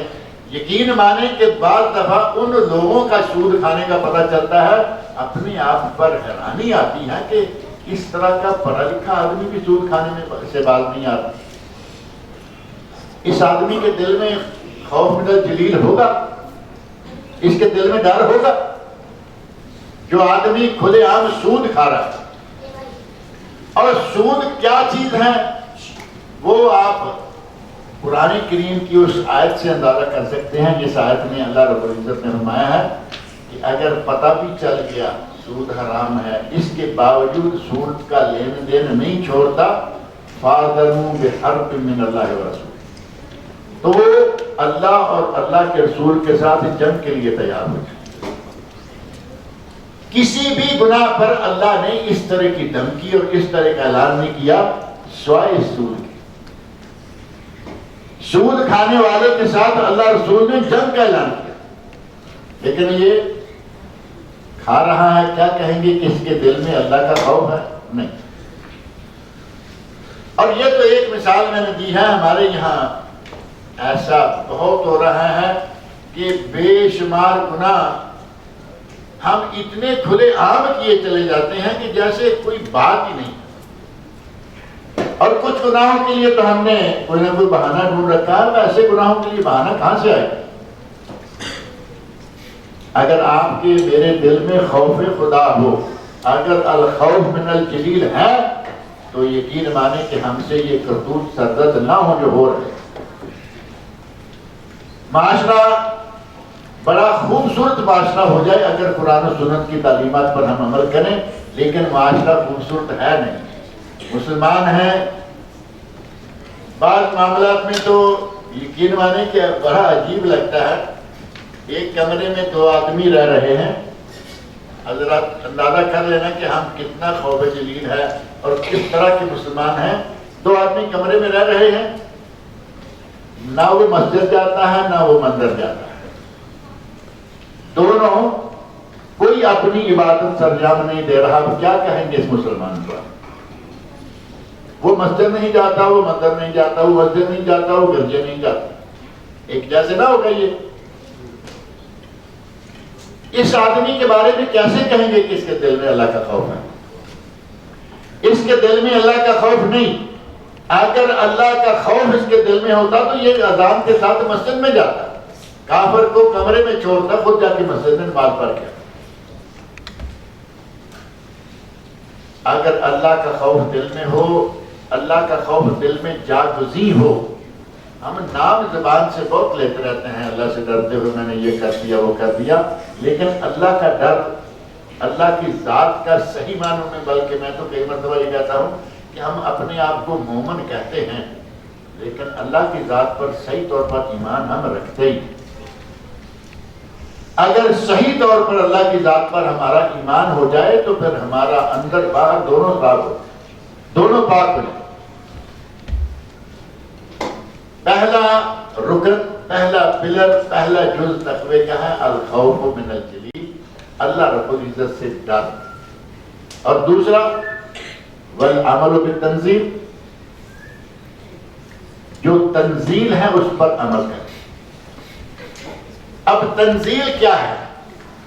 ہمارے یہاں بڑا مشہور ہے کہ قرآن کریم نازل ہوا اور قرآن کریم ہی تنزیل ہے، جبکہ قرآن کریم ہی بتا رہا ہے کہ قرآن کے ساتھ ساتھ حدیث بھی تنزیل ہے، حدیث رسول بھی اللہ رب العزت کی طرف سے تنزیل ہے، اور اس کی دلیل جو ہے وہ سورۃ النجم کے شروع میں موجود ہے۔ آپ سورۃ نجم کھول کر پڑھیں، آپ کو پتہ چل جائے گا اللہ نے کیا فرمایا۔ اللہ رب العزت نے فرمایا وما ينطق عن الهوى ان هو الا وحی یوحی، میرا نبی اپنی مرضی سے بولتا ہی نہیں سوائے اس کے کہ میں وحی کرتا ہوں، وہ تو تمہیں بتا دیتا ہوں۔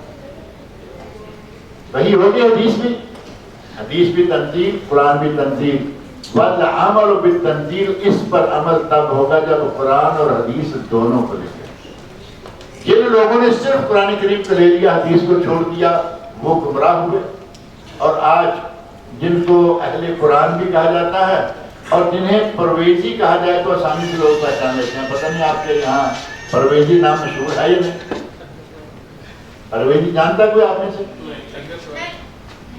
اہل قرآن جانتے ہیں، یعنی جو حدیث کے منکر ہیں، انہیں پرویزی بھی کہا جاتا ہے، اور ان کو گورنمنٹ آف کویت نے باقاعدہ سرکاری طور پر دارالفتاء سے کافر قرار دیا، کیونکہ یہ حدیث کے منکر ہے، اور جو آدمی حدیث کا منکر ہے وہ مسلمان نہیں ہوتا۔ پاکستان کی پارلیمنٹ نے قادیانیوں کو کافر قرار دیا، اور امت کے تمام علماء نے قادیانیوں کو کافر قرار دیا، لیکن وہ ہم سے بھی بڑے مسلمان بنے کرتے ہیں، یہ تو اب الگ مسئلہ ہے۔ اسی طرح پرویزیوں کو کویت کی حکومت نے کافر قرار دیا، اور علماء کرام سارے یہ بات کہہ رہے ہیں کہ جو آدمی منکر حدیث ہے وہ کافر ہے، وہ مسلمان ہو نہیں سکتا۔ اور تنزیل میں یہ دونوں چیزیں شامل ہیں۔ اللہ رب العزت نے آسمان سے قرآن کریم بھی نازل کیا ہے، اور نبی صلی اللہ علیہ وسلم کی احادیث بھی اللہ رب العزت کی طرف سے نازل شدہ ہے، لیکن فرق یہ ہے کہ قرآن وہی جلی، قرآن وہی جلی یعنی وہی مطلوب جس کی ہم تلاوت کرتے ہیں، اور حدیث وہی خفی۔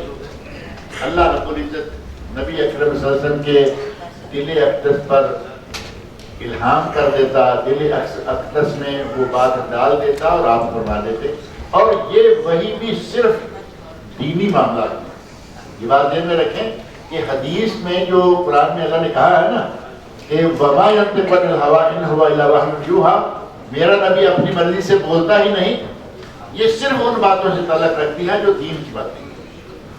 دنیاوی باتوں میں نبی اکرم صلی اللہ علیہ وسلم کا یہ معاملہ نہیں تھا، بلکہ ایک مرتبہ ایسا ہوا کہ صحابہ کرام کو نبی صلی اللہ علیہ وسلم دیکھا کہ وہ ایک کھجوروں کے اوپر کیا ہوتا ہے پولینیشن، ایک عمل پولینیشن ہے، کھجوروں پر پھولوں پر وہ اس کا بیج ڈالتے۔ بدوؤں کو معلوم تھا کہ اس کو بیج ڈالیں گے تو کھجوریں زیادہ ہوتی ہیں۔ آپ کے یہاں بھی یہ تو معلوم ہو گئے میرا خیال، پولینیشن کا عمل پتنگوں سے، کیڑوں مکوڑوں سے فصلوں میں بھی ہوتا ہے۔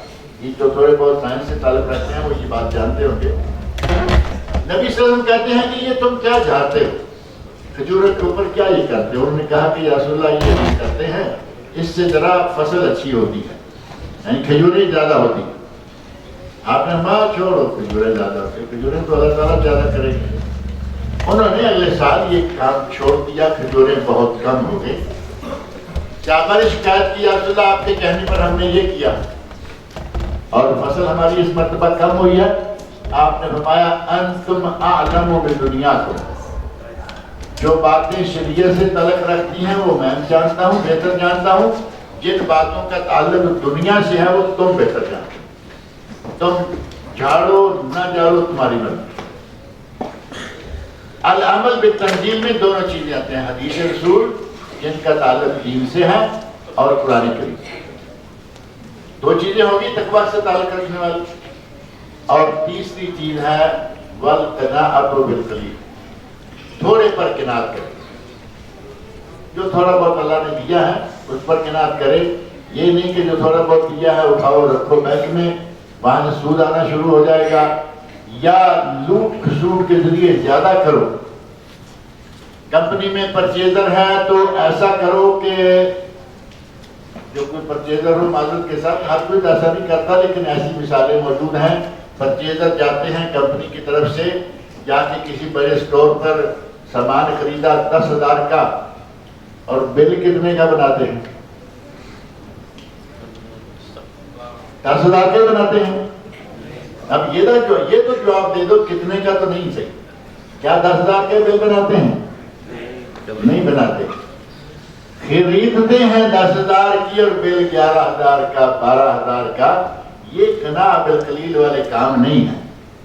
आपको अल्लाह रब्बुल इज्जत ने इज्जत के साथ सैलरी मुकर्रर करवा रखी है, आपको तनख्वाह मिल रही है, हलाल है, खाओ और अपने घर को अपनी तनख्वाह के हिसाब से मैनेज करो।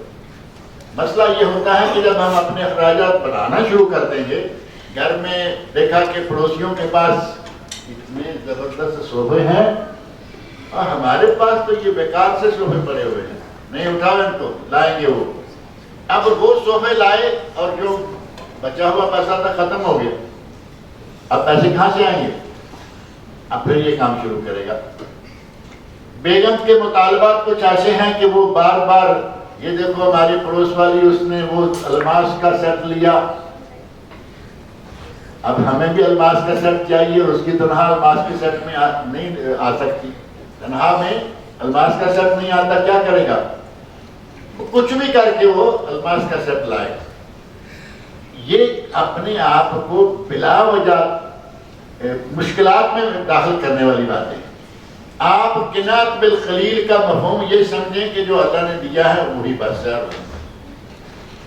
ना चोरी, ना लूट खसूट, ना ये दगेबाजियां और ना इस तरह के दूसरे काम जो हमारे यहाँ किए जाते हैं। हर आदमी हर शोबे में कुछ ना कुछ कार्रवाई करता है और उन कार्रवाइयों से सबसे बच के सिर्फ हलाल पर कनात करे तो ये है कना बिल्कुल। जितनी अल्लाह रब्बुल इज्जत तौफीक दी है उसी में रहे। और अगर कोई आदमी सही मानों में अपने घर के मामलात को, अपने घर के अखराजात को सेट करना चाहे तो वो कर सकता है।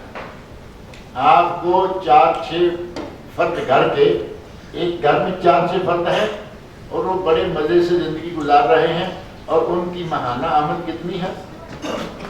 5,000, 7,000 मजे के साथ अपनी जिंदगी गुजार रहे हैं। साथ वाले घर में एक आदमी है, वो भी 5-7 लोग हैं, लेकिन उनकी 5-7 क्या, उनकी 15-17 में भी जिंदगी नहीं गुजर पा रही। उन्होंने अखराजात इतने फैला रखे हैं बिला वजह किस्म के। अल्लाह रब्बुल इज्जत किसी को दे तो ठीक है, ये ज़हन में रखें कि इस्लाम में दौलत हासिल करना मना नहीं। इस्लाम में दौलत जितनी चाहे करो। सहाबा किराम रज़ियल्लाहु अन्हुम में मिसालें मौजूद हैं। और कोई हो ना हो, हज़रत उस्मान रज़ियल्लाहु अन्हु तो है ना। हज़रत उस्मान गनी रज़ियल्लाहु अन्हु सहाबा किराम में से दौलतमंद तरीन इंसान, एक एक वक्त में सैकड़ों घोड़े, सैकड़ों ऊंट सदका करने वाले। और आपकी शायद इल्म में होगा, कुछ अर्सा पहले ये बात बड़ी चल रही थी कि मदीना मुनव्वरा में किसी बैंक में हज़रत उस्मान रज़ियल्लाहु अन्हु का अकाउंट अभी भी चल रहा है। बात आपके इल्म में है या नहीं? कितनी दौलत अल्लाह ने उनको दी थी और कितने बेहतरीन तरीके से उन दौलत इस्तेमाल की। हमारी ये दुआ होनी चाहिए कि या अल्लाह दौलत दे तो फिर हमें उस पर सांप बन के ना बैठा। दौलत दे तो दिल उस्मान भी दे ताकि हम उसको अल्लाह की राह में कर सकें। इस्लाम में दौलत इकट्ठी करना मना नहीं, लेकिन जायज और हलाल तरीके से। और सिर्फ दौलत इकट्ठी करना हलाल तरीके से नहीं, इस्लाम ने तो हमें वो तालीमात दी हैं। क़यामत के दिन ला यज़ालु क़दमा अब्दिन हत्ता युसअल अन अर्बा, और एक हदीस में अन खम्सा, उस वक्त तक बंदा महशर के मैदान से हिलने नहीं पाएगा अल्लाह के सामने से जब तक वो 4 या 5 सवालों का जवाब न दे दे। उम्र कहाँ जाया की, जवानी कहाँ बर्बाद की, जो इल्म हासिल किया उस पर अमल कितना किया, और कमाया कहाँ से और लगाया कहाँ पर। यानी कमाए का सवाल भी होगा, मिन ऐना इक्तसबा, माल को कहाँ से कमाया था, वफीमा अनफका, और कहाँ खर्च किया था। हमें तो ये दोनों सवाल होंगे, कमाई कहाँ से की तो हम तो दारा के पहले सवाल पे काबू आ जाएंगे, खर्च कहाँ किया था वो तो बात की बात है। पहला सवाल होगा कमाई कहाँ से की, हमें पता है हम क्या क्या कर रहे हैं। اپنے گھر کو مینج کرنے کی کوشش کریں اور ادھر ادھر ہاتھ مار کے بلا وجہ کے جعلی مالدار نہ بنے. یہ دنیا کتنی ہے. ابھی بات کر رہے تھے نا کہ پچھلے سال کتنے لوگ ہمارے ساتھ تھے، آج نہیں. شیخ صاحب نے بتایا پچھلے سال بے شمار لوگ دنیا میں تھے، بے شمار لوگ گئے. کورونا کو چھوڑ دیجئے، ایکسیڈنٹ کتنے ہوتے، تبھی موتیں کتنی آتی ہیں. زندگی ہے کتنی، کوئی نہیں کہہ سکتا کہ زندگی ہماری کتنی ہے. یہ ہوا کی، پانی کی تہ پر ایک تیرتا ہوا بلبلہ سمجھتے ہیں آپ. پانی چل رہا ہو اور اس کی تہ پر بلبلے نکلتے ہیں، گول گول سے چھوٹے چھوٹے، پانی ہی ہوتا ہے. اس کی عمر کتنی ہوتی ہے؟ کب تھوڑا سا ہوا کا جھونکا زیادہ آیا اور وہ ختم ہو گئی. یہی بلبلہ ہے. ہماری زندگی بھی دراصل بلبلہ ہی ہے. کب تھوڑا سا جھونکا ہمیں زیادہ لگے گا اور پتہ نہیں چلے گا، کل لوگ کہیں گے رحمت اللہ علیہ. یہی ہوگا نا. ہماری زندگی کا کوئی اعتبار نہیں، کس لمحے یہ ختم ہو جائے. بلا وجہ ادھر سے ادھر سے اپنے آپ کو دنیا میں بھی پریشانیوں میں لوگ مبتلا کر لیتے ہیں. کتنے کیس ایسے آتے رہتے ہیں، صرف یہ کہ دفتر میں یہ کر دیا اور اسٹور میں یہ کر دیا. دنیا میں بھی پریشانی ہے اور آخرت میں محشر کے میدان میں سوال ہی پہلا یہ ہو جائے گا کہ تم نے مال کہاں سے کمایا. اور پھر دوسرا سوال یہ ہوگا کہ لگایا کہاں. کہیں سے بھی کمایا لیکن اب بتاؤ کہ لگایا کہاں. مال آپ کا ہے، آپ نے کمایا حلال طریقے سے، اس سوال سے تو بچ گئے نا. اب آگے آ جائے گا کہ لگایا کہاں تھا، اور ہمیں معلوم ہے کہ ہم کہاں کہاں مال لگاتے ہیں. بہت ساری چیزیں ہیں جو ہم ناجائز بلا وجہ، کچھ چیزیں تو حرام بھی ہیں جن کو استعمال کر رہے ہیں. اس قسم کا آدمی کیسے بچے گا؟ القناعۃ بالقلیل یہ ہے کہ جتنا اللہ نے دیا ہے اسی پر صبر کریں، اسی پر قناعت کریں اور اسی میں خیر ہے. اور چوتھی بات کہی والاستعداد لیوم الرحیل، اس دنیا سے جانے کی تیاری، اس دن کی تیاری. آدمی سفر پہ نکلتا ہے نا، سفر پہ نکلنے سے پہلے مہینہ، ڈیڑھ مہینہ، 2 مہینے پہلے لوگ ٹکٹ تیار کر رہے ہیں. بھائی اس وقت رش ہوگا، مہنگائی ہو جائے گی، ٹکٹ بہت پہلے خریدیں. اور اس کے قریب جا کے کوئی بوٹ لا رہا ہے، کوئی سوٹ لا رہا ہے، کوئی یہ لا رہا ہے، کوئی وہ لا رہا ہے، سفر پہ جانا ہے. یہ تیاریاں ہیں ساری. اور آخرت کی تیاری کے لیے کیا چاہیے؟ وہاں نہ بوٹ، نہ سوٹ، نہ کوئی چیز نہیں وہاں چاہیے. وہاں صرف ایک چاہیے اور وہ ہے عمل صالح. آج دوپہر جمعہ کے درس میں بھی میں یہ بات کہی تھی کہ آدمی کے ساتھ، اور یہ نبی صلی اللہ علیہ وسلم کی حدیث ہے، آدمی کے ساتھ قبرستان تک 3 چیزیں جاتی. 3 چیزیں، اور تینوں میں سے کون کون سی ہے؟ مال، عیال، اعمال. پیسہ جاتا ہے اور اپنے بال بچے، عزیز و اقارب جاتے ہیں، اور عمل جاتا ہے. اور اس کے ساتھ کیا چیز رہتی ہے؟ 2 چیزیں واپس آتی ہیں یا نہیں؟ جیبوں کا مال ہے وہ بھی واپس آ گیا، بڑا پیار کرنے والا بیٹا ہے، بیٹی ہے، واپس. بیٹی تو قبرستان گئی نہیں، بیٹا واپس. اور جو عموماً ہوتا ہے، جی میں تو اپنی بیوی سے بالکل اتنا پیار کرتا ہوں کہ میں جان قربان کرنے کو تیار ہوں. اسے کہو ذرا 1 گھنٹہ اس کے ساتھ نیچے رہ گیا. جا گیا تو آدمی. کوئی آدمی اپنے کسی قریبی ترین شخص سے، محبوب ترین شخص کے ساتھ 1 گھنٹہ قبر کے اندر گزارنے کا سوچ بھی نہیں سکتا. ہمارے یہاں تو یہ الاستعداد بالرحیل جو ہے وہ سلسلہ ہی کوئی نہیں رہا. ہمیں چاہیے کہ جس دن ہم نے سفر کرنا ہے اس دن کے لیے تیار رہیں. اور میرا خیال ہے کہ آپ الحمدللہ سارے تیار ہیں یا نہیں؟ میں یہ نہیں کہہ رہا، ڈرنے والی کوئی بات نہیں کہ آپ کا کوئی یوم رحیل آ رہا ہے. یہ کوئی نہیں جانتا کس کا کب آنے والا ہے، میرا کب آ جائے گا، کسی کا کب آ جائے گا. صرف میں یہ کہہ رہا ہوں کہ ہمیں اس دن کے لیے تیار رہنا چاہیے. ہر آدمی اپنے ذہن میں یہ خیال رکھے کہ مجھے مرنا ہے، اور اگر یہ خیال رہے گا کہ مجھے مرنا ہے تو پھر یقین جانے کہ یہ جتنے گٹولے ہیں نا، ایک اردو کا لفظ تو یہ نہیں ہے، کسی ہندوستانی کسی لوکل زبان کا یہ لفظ ہے گٹولا،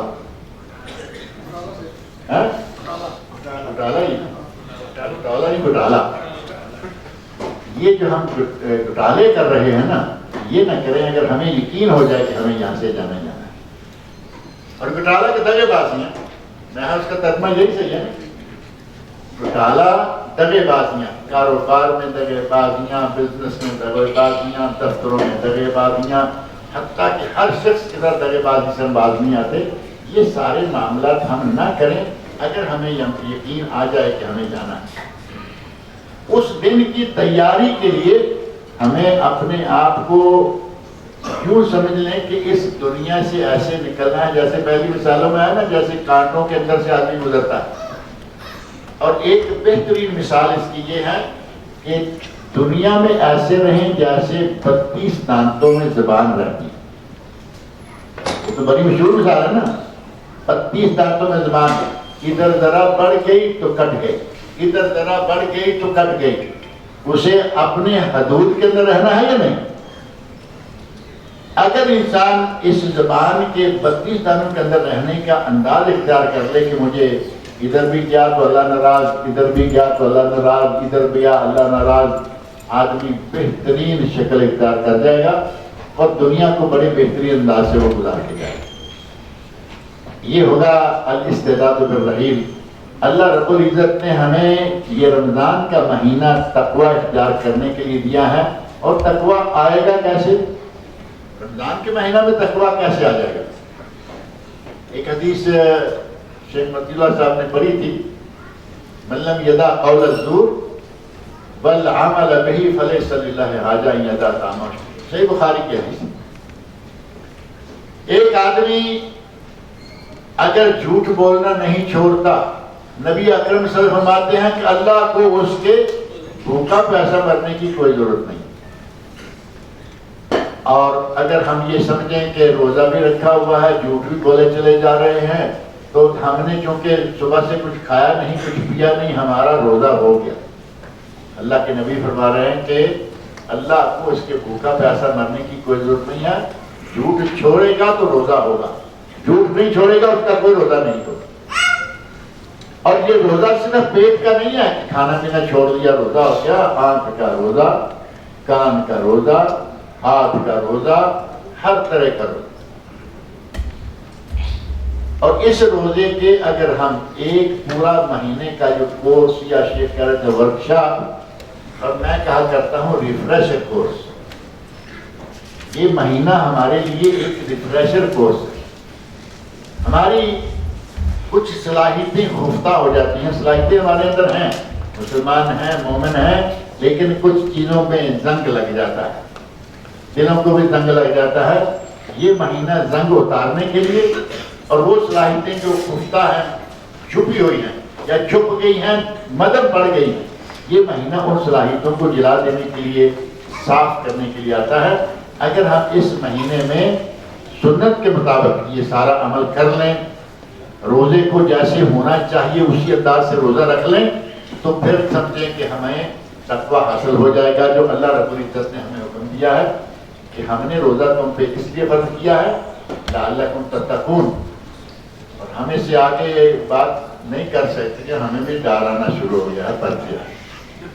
اللہ تعالیٰ مجھے اور آپ سب لوگوں کو صحیح معنوں میں روزے رکھنے، بقیہ روزے جو ہیں وہ بھی پورے کرنے کی توفیق عطا فرمائے، اور اللہ تعالیٰ مجھے آپ سب لوگوں کو صحیح معنوں میں متقی بنائے۔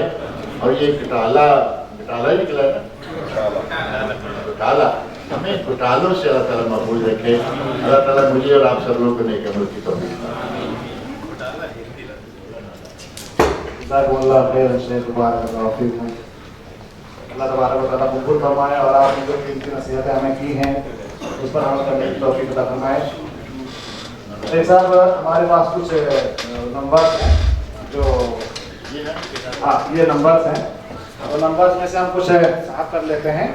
اس کے بعد ہمارے یہاں 2 پروگرام چلتا ہے، آپ لوگ جانتے ہیں، مداد اور مدراس۔ تو مداد میں بچوں کے حفظ کا پورا بندوبست ہے، اور نبراس میں وہ بچے جو انٹرنیشنل اسکول میں پڑھتے ہیں کسی بھی ملک کے ہوں تو ان کے لیے حافظ لرننگ کا پروگرام ہے، اسلامک اسٹڈیز اس میں پڑھایا جاتا ہے.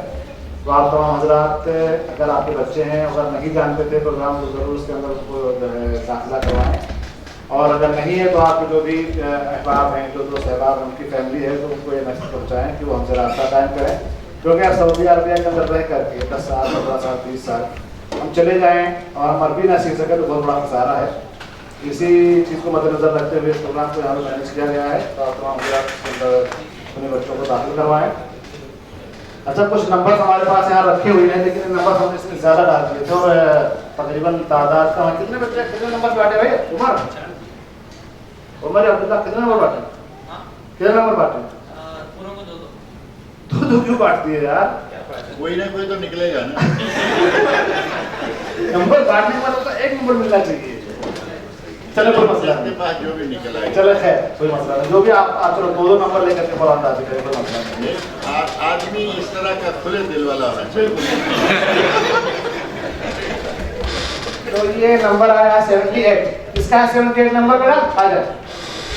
صحیح نام پر جو بڑے لوگ ان کو کنفرم دے دیجیے اور جو چھوٹے ہیں ان کو جگ دے دیں کچھ بھی دے دیں. بڑے جی نمبر آپ مجھے دے دیجیے. یہ ہے 207. 207 سامنے بہت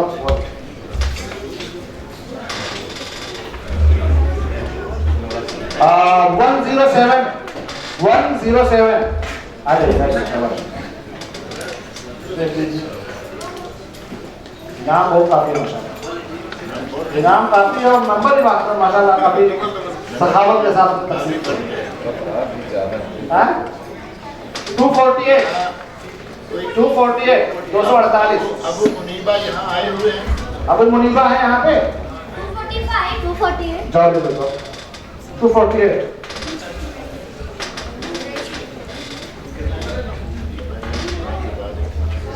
ہاں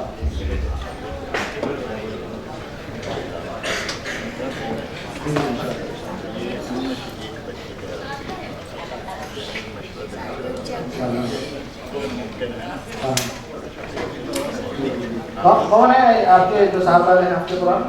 آئے بھائی کون آ جائیں شاباش آ جائیں. شیخ میں کوئی پرفیوم دیجیے دوبارہ سے. 254 جس کا بچہ یہاں حافظ قرآن موجود ہے وہ آ جائے. جو حافظ قرآن ایسا نا کہ سب کے سب حافظ قرآن بن جائے ورنہ یہ ایگزام ہونے لگے گا. شیخ کو پرفیوم دیجیے بچے چل بیٹا لے لو. محمد کو بھی دے دیجیے. خالی اسی لیے آیا. ہاں وہ جو وہ کا ہاتھ بنتا ہے. تلاوت والے محمد صاحب آپ آئیے آپ جا کر بھائی ہندوستان سے تشریف لائے محمد. اور کوئی حافظ قرآن ہے اس میں جو باہر سے آئے ہیں؟ ہمارے یہاں سے نہیں بلکہ باہر سے جو آئے ہیں. 135 ہاں میدان کے بچے نے 135 عالم دین بھی بنائے. جی جی انشاءاللہ. 135 نہیں ہے کوئی.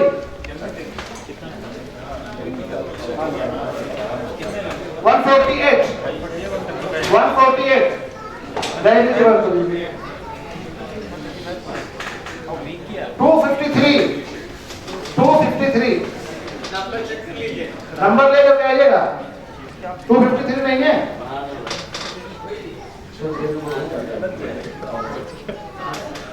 94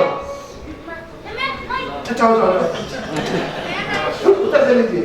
چل لے لیجیے چل پانی بھی بھر کے سب کو پلائیے.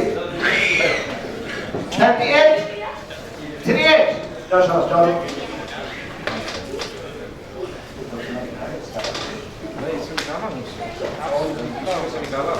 186 کو نہیں ہے. 186 آئے گا تو آ جاؤ. शेख साहब 28 था ना पहले शुरू में 83 उधर जाओ भाड़ा इतना गहरा है. 55 क्या आपके पास क्या नंबर है?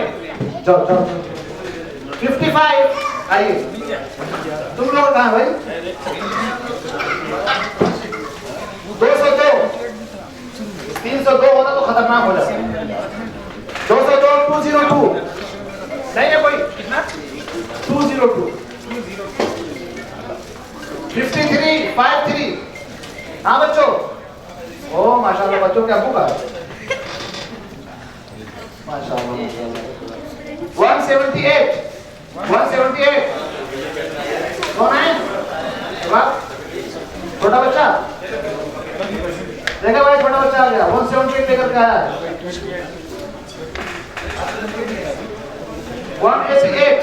188 माशाल्लाह मबरूक दौड़े लो खूब जो है बताओ तो मुअत्तर करो और फिर खुद लगा 199 199 आपने काम बहुत अच्छा किया दो नंबर दे हाँ 199 नहीं है वो कह रहा 99 100 नंबर का 75 आ जाइए माशाल्लाह बच्चों के साथ बड़े बड़े स्पीड में लोग भाई नाम का शेर अली बड़ी अच्छी बात एक नाम बाजार निकाले कि उसके पास नंबर 1 अरे भाई नहीं एक नंबर कौन है शेख वही निकल गया वल्लाह एक नंबर वही निकल गया सर एक नंबर एक नंबर का एक ही निकल गया अगर बात अभी हुई तौहीद पे ना तो एक नंबर को मिलना चाहिए बिल्कुल अभी दूसरे लोग होते तो शेख की करामत अभी यहाँ बयान हाफिज तो मानते ही ना मानते नहीं और ऐसे ना 157 नहीं है किसी के पास भाई और रकम खमसा इस्लाम के अरकान आए हैं 5 नंबर किसका है सर शाबाश ले लो दो में से 168 चाहिए ओ दोनों नंबर आपका जो है बाजू मार गया मबरूक फायदा हो गया 159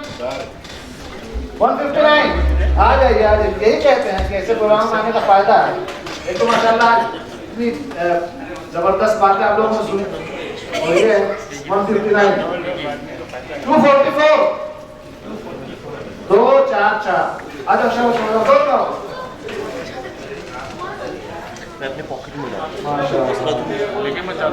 अरे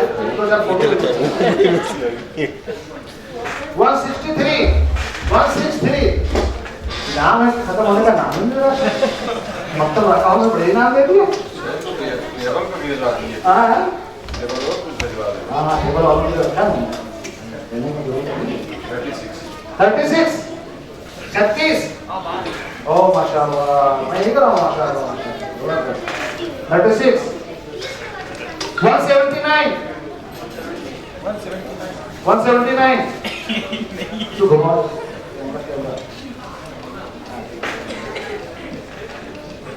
हो गया 179 हाँ ले लो 106 आ जाइए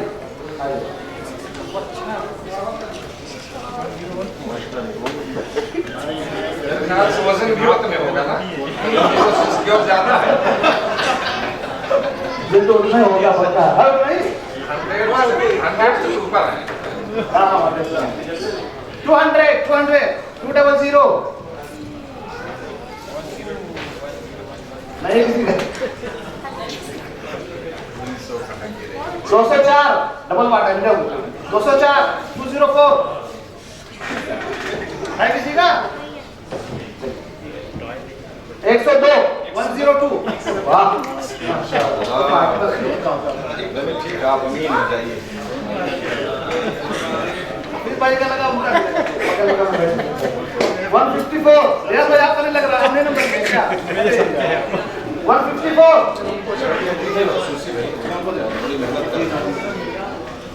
अब कितना बचा है माशाल्लाह 205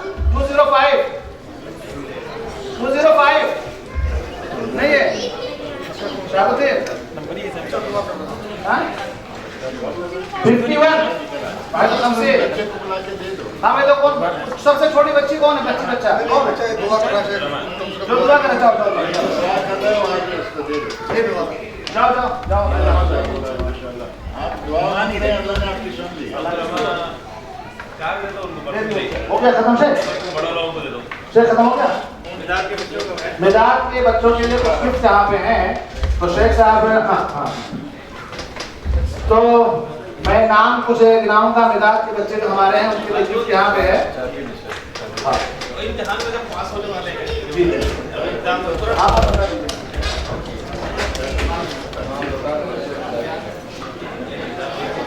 अस्सलाम वालेकुम। देखिए हमारे यहाँ एक प्रोग्राम चलता है जो मिजाज के नाम से मशहूर है, जिसमें आपके बच्चे जो छोटे हैं वो हिफ्ज करते हैं।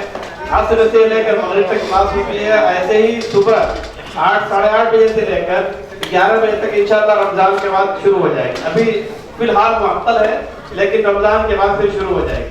उनमें से बहुत से बच्चे ऐसे हैं जो कंटिन्यू हाजिर होते हैं और उनका हर महीने इम्तिहान होता है। इम्तिहान में जो बच्चे पास होते हैं उनको कुछ न कुछ गिफ्ट से नवाजा जाता है। रमजान से पहले, रमजान से आने से पहले जो बच्चे इम्तिहान दिए और उनमें से कामयाब हुए, कुछ बच्चों को आज इनाम दिया जाएगा और कुछ बच्चों को मंगल के दिन इंशाअल्लाह 9:30 और 9:45 के बीच में प्रोग्राम होगा, उसमें दिया जाएगा। तो आज मैं जिन बच्चों का नाम पुकार रहा हूं वो आए और अपना अपना इनाम लेकर जाए। मोहम्मद यूसुफ, मोहम्मद फैयाज, सब लोग आ जाइए। उसके बाद एक फोटो भी लेना है, ग्रुप का फोटो भी लेना। मोहम्मद यूसुफ, मोहम्मद फैयाज, अदनान उस्मान, अदनान उस्मान तो हो गया, अब्दुल्ला उस्मान, अरमलान जाहिद, असद जाहिद, फरजान शेख, इकरमा मोहम्मद फैयाज,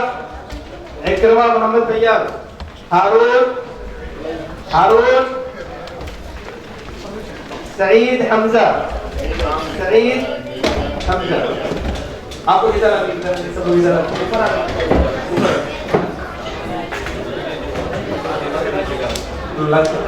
दस हो गए, दो बचे हैं।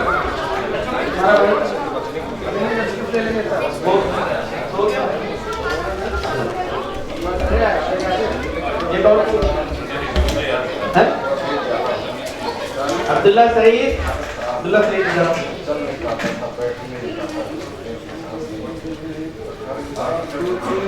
सामने है समत है कुदरत तेरी, दिल में अजमत है तेरी, आँख में हसरत तेरी।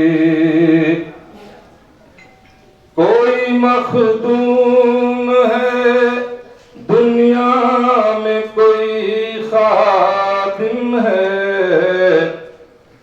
कोई मखदूम है दुनिया में, कोई खादिम है।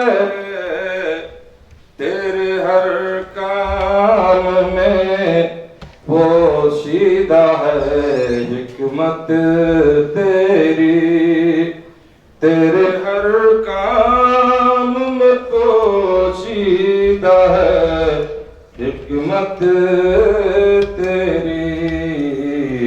आँख के सामने लहराते हुए खेतों का दिलकश मंजर, एक नादिर की नजर में है अलामत तेरी। और तेरे ही दम से दमे दौर बहारा का वजूद, तेरे ही दम से दमे दौर बहारा का वजूद। बाग में हुस्न तेरा, गुल में नकहत तेरी।